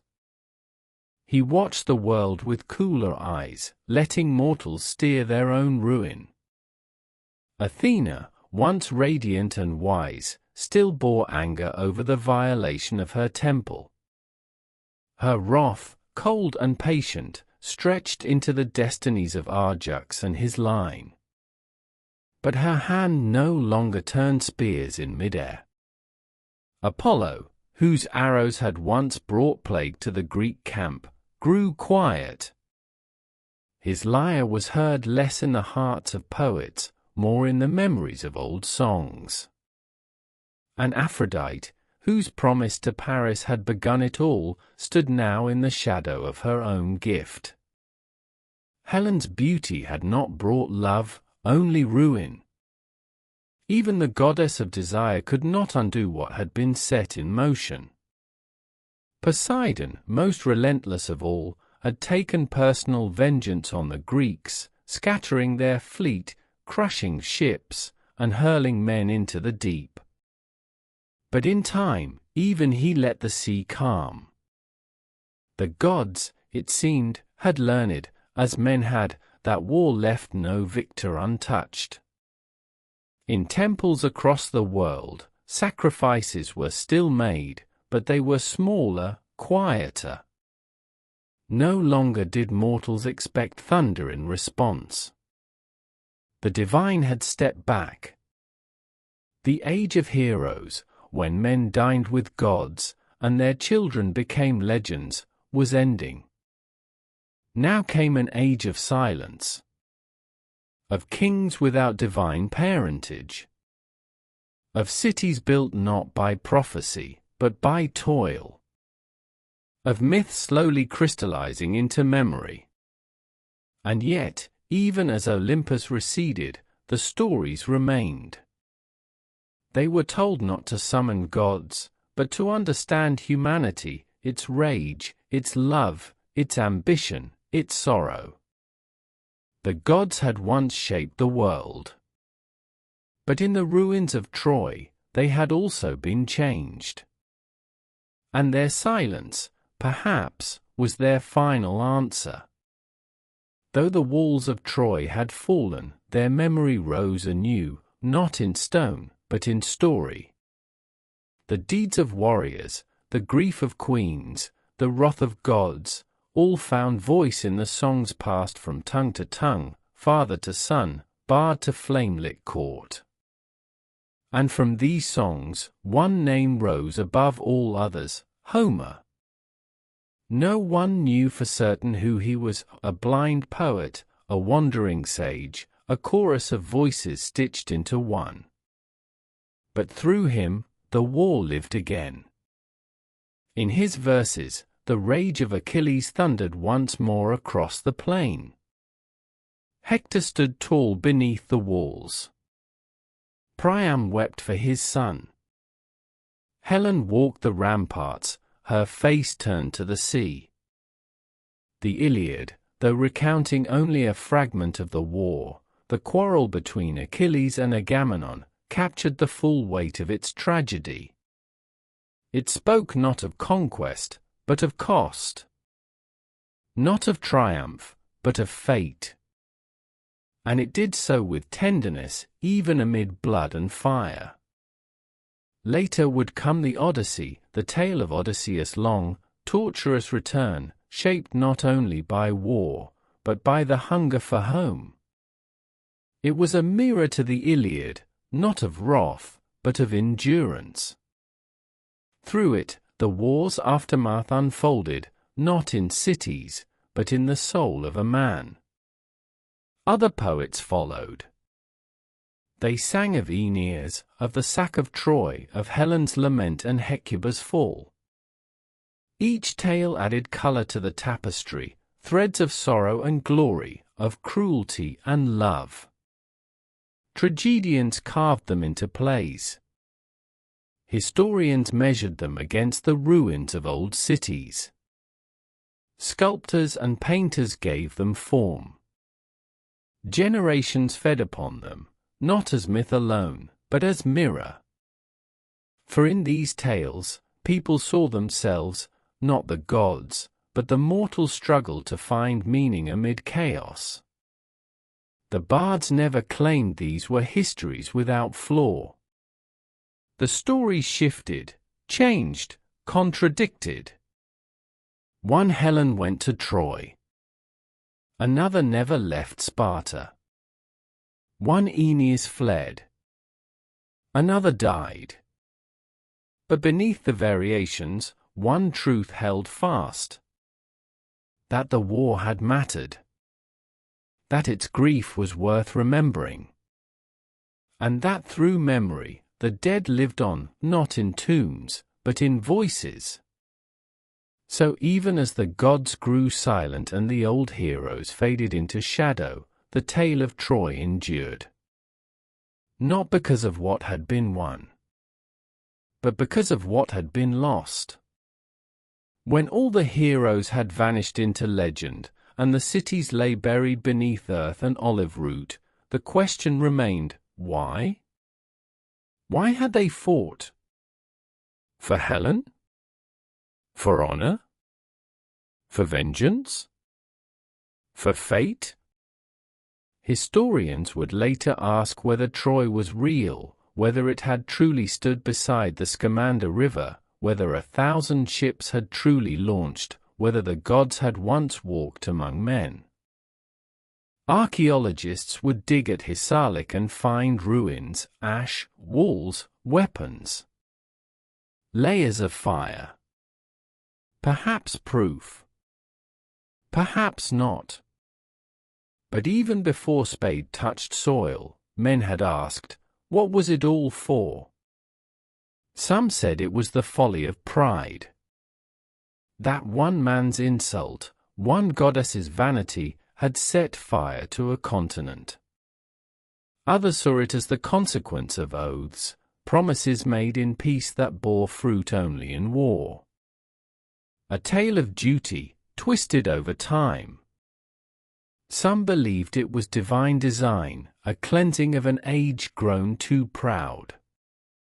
That the gods, seeing men rivaling them in fame, had used the war to humble the world. But most understood it as something deeper, more human. The Trojan War became a mirror of rage, of loss, of love, of ambition, of the aching need for meaning amid blood. For every Achilles, burning with wrath, there was a Patroclus, gentle, loyal, human. For every Hector, dutiful and doomed, there was a father watching, powerless. It was not a war of good and evil, but of men and women caught in the winds of forces far greater than themselves. The meaning of war, then, was not in its outcome. Troy burned. Greece bled. No land was made richer. No god, victorious. No lesson learned that could not be forgotten. The meaning was in what endured. In the songs. The names. The sorrow. The stories whispered to the young by fireside. That wars, though fought with spears, are remembered through hearts. That behind every wall shattered, a mother once sang. A child once laughed. A hope once bloomed. And that to forget that, to reduce it all to numbers, to victors, to dust, is to lose not only Troy, but ourselves. So let the city stand, if only in story. Let the towers rise in words. Let the war be remembered, not for its glory, but for its grief. For those who survived the war, home did not greet them as they had dreamed. They returned not to celebration, but to silence, to suspicion, to changed lands and unfamiliar faces. Some found their thrones usurped. Others found their families buried. Many found that home no longer fit the shape of their sorrow. Agamemnon returned in triumph, only to be murdered in his bath. Ajax the Lesser drowned before reaching shore. Diomede wandered into exile. Even Odysseus, though his tale would become the most storied, came home a stranger, his halls overrun, his name nearly forgotten. They had fought for glory. For Helen. For the gods. But now, they were men out of time, shaped by 10 years of siege, of death, of divine punishment. No feast could erase the faces they had seen fall. No crown could ease the guilt of what they had done. And even those who returned to power found it bitter. Menelaus brought Helen back to Sparta. But could he ever truly look at her and see only love, not fire and ash? Could she, once worshipped, ever again be only a wife, not a legend? These heroes became wanderers, not always in body, but in soul. Their hands, once strong, trembled. Their eyes, once fierce, turned inward. Many grew quiet. Some grew cruel. Others vanished into myth. But in every village, in every port, people spoke their names. Children played at being Achilles or Hector, not knowing the weight those names bore. Poets sang of them not as warnings, but as wonders. And yet, the truest legacy of these heroes was not conquest, but consequence. That even the greatest, even those touched by gods, could be broken. That war does not end when the last spear falls, but when the last soldier stops dreaming of it. They were heroes, yes. But they were also men. And for men who have seen the end of a world, there is no true home. Only memory. Only song. As centuries turned and empires rose where Troy once lay, the question lingered in the minds of scholars and wanderers alike, was it real? Had there truly been a city of towers beside the Aegean? Had bronze-clad warriors clashed beneath its gates? Or was it all poetry, a dream carried through generations by the bards? For a long time, Troy was but a name in song, a memory preserved by Homer and echoed by dramatists, painters, philosophers. The Greeks believed it real, and so did the Romans, who claimed descent from Trojan blood through Aeneas. But beyond faith and fable, there was no proof. That changed in the 19th century. A man named Heinrich Schliemann, obsessed with Homer's verses, driven more by passion than by method, began to dig in northwestern Anatolia, in a place called Hisarlik. With trowel and fire in his eyes, he unearthed walls, stones, ash. Cities beneath cities. A place built, burned, rebuilt. He called it Troy. And though modern scholars would later question much of what he found, and even more of what he claimed, the truth was undeniable: a great city had stood there. It had fallen in flame. And the layers of its ruin matched, eerily, the timeline of Homer's song.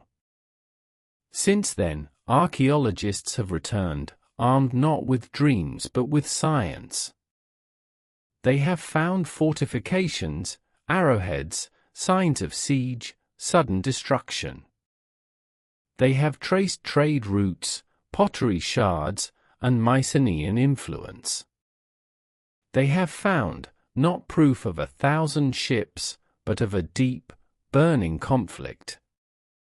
Not the war Homer told, but perhaps the war that inspired him. Troy was real.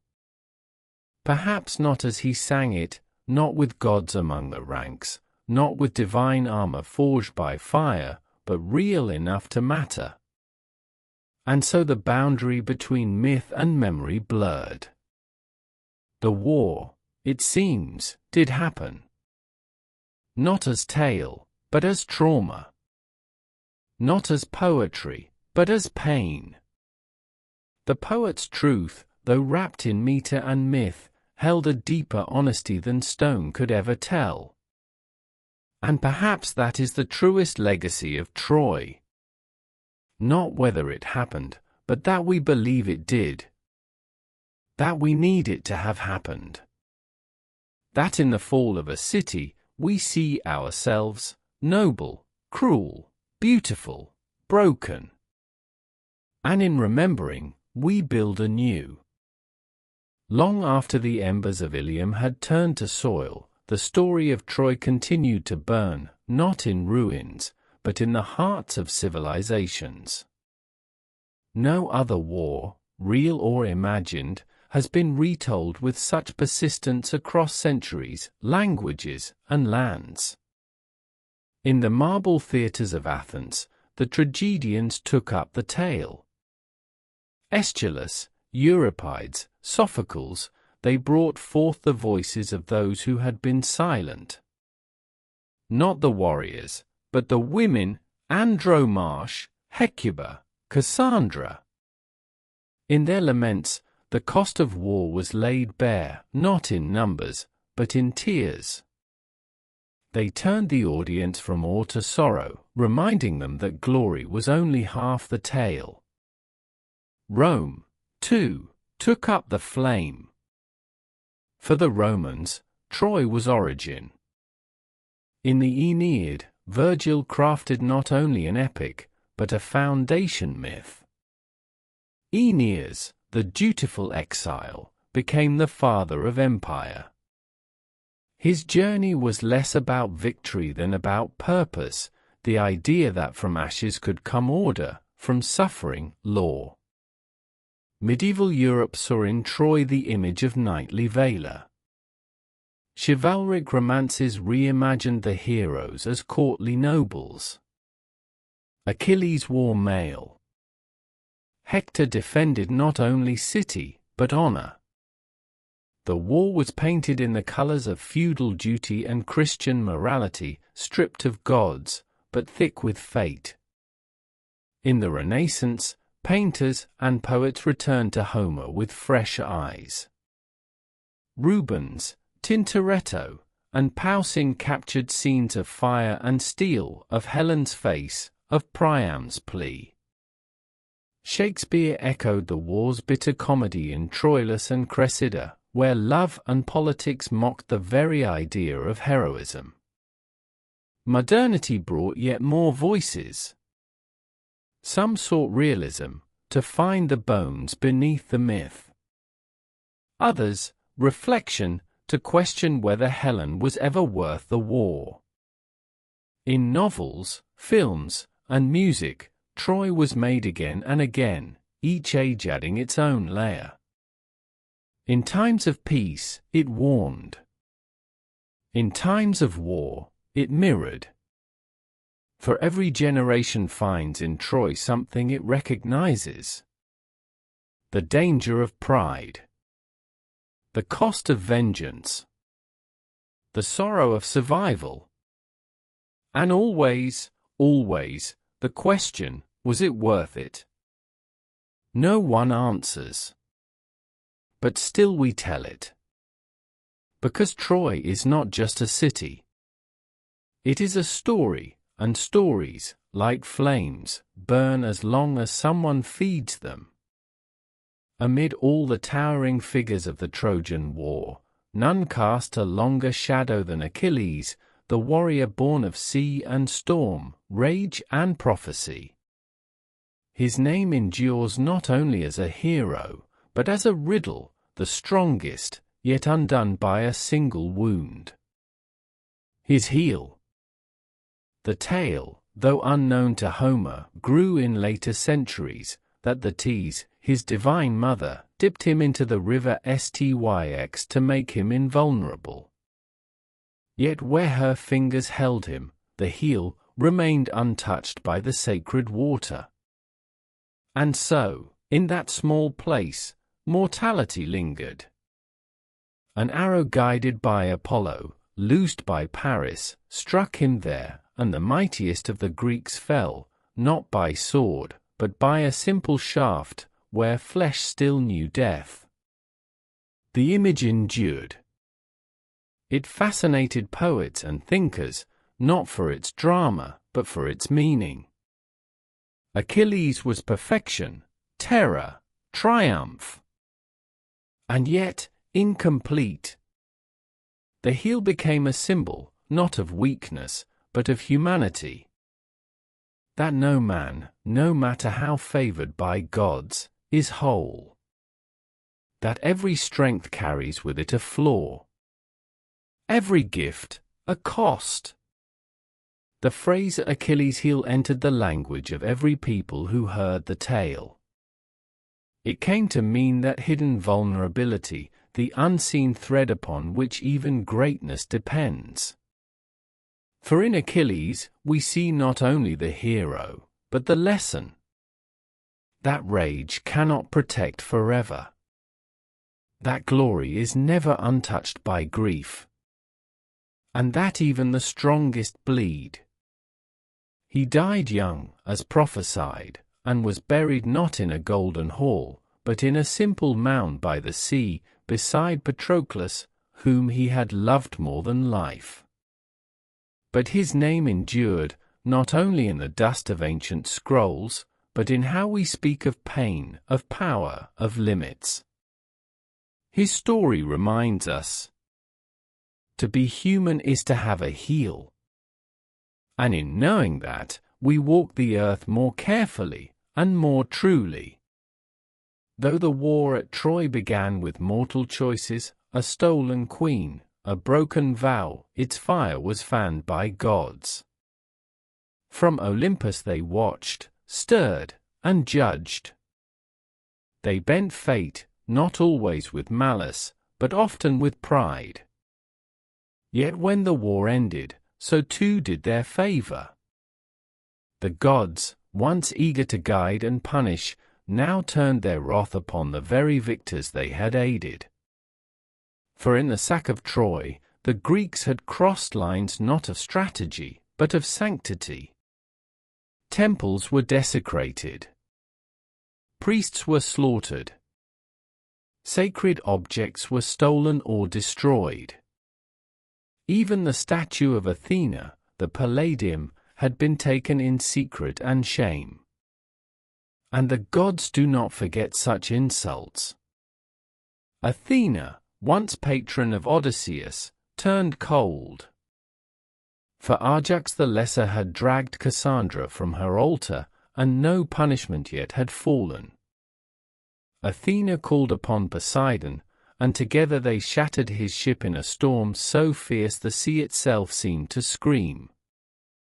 Ajax, defiant to the end, cursed the heavens, and was drowned, swallowed by the waves he had once mocked. Poseidon's fury did not end there. Many ships sank. Many men, returning home, perished. Not in battle, but in storm and silence. Hera, long a champion of the Greeks, withdrew. Her victory was bitter, the queen of gods had won no true loyalty. The kings of men returned to empty thrones and haunted halls. Even Zeus, who had tried to balance fate with justice, saw what the war had become, not a clash of honor, but a theater of hubris. He said nothing. And silence, from Zeus, is worse than thunder. But the gods' greatest punishment was not death. It was memory. For those who lived carried the war with them, in dreams, in guilt, in the ruin of home.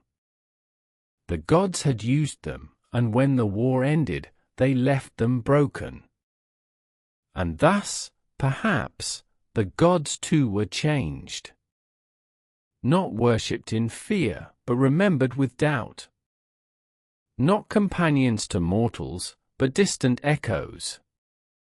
The wrath of the gods was not lightning or plague, it was abandonment. A closing of the heavens.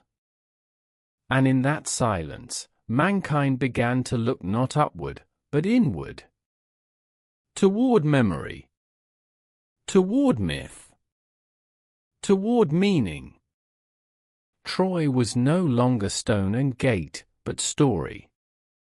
Even as the centuries passed and empires rose and fell, the tale of the Trojan War was never truly laid to rest. Its characters became more than historical figures or mythic shadows, they became archetypes, reflections of humanity's greatest virtues and darkest flaws. Achilles stood for strength and rage, but also for grief and vulnerability. Hector embodied duty, love of home, and noble sacrifice. Odysseus represented cunning, endurance, and the hunger for return. Helen, beauty, both worshipped and cursed, was the flame that lit and outlived the fire.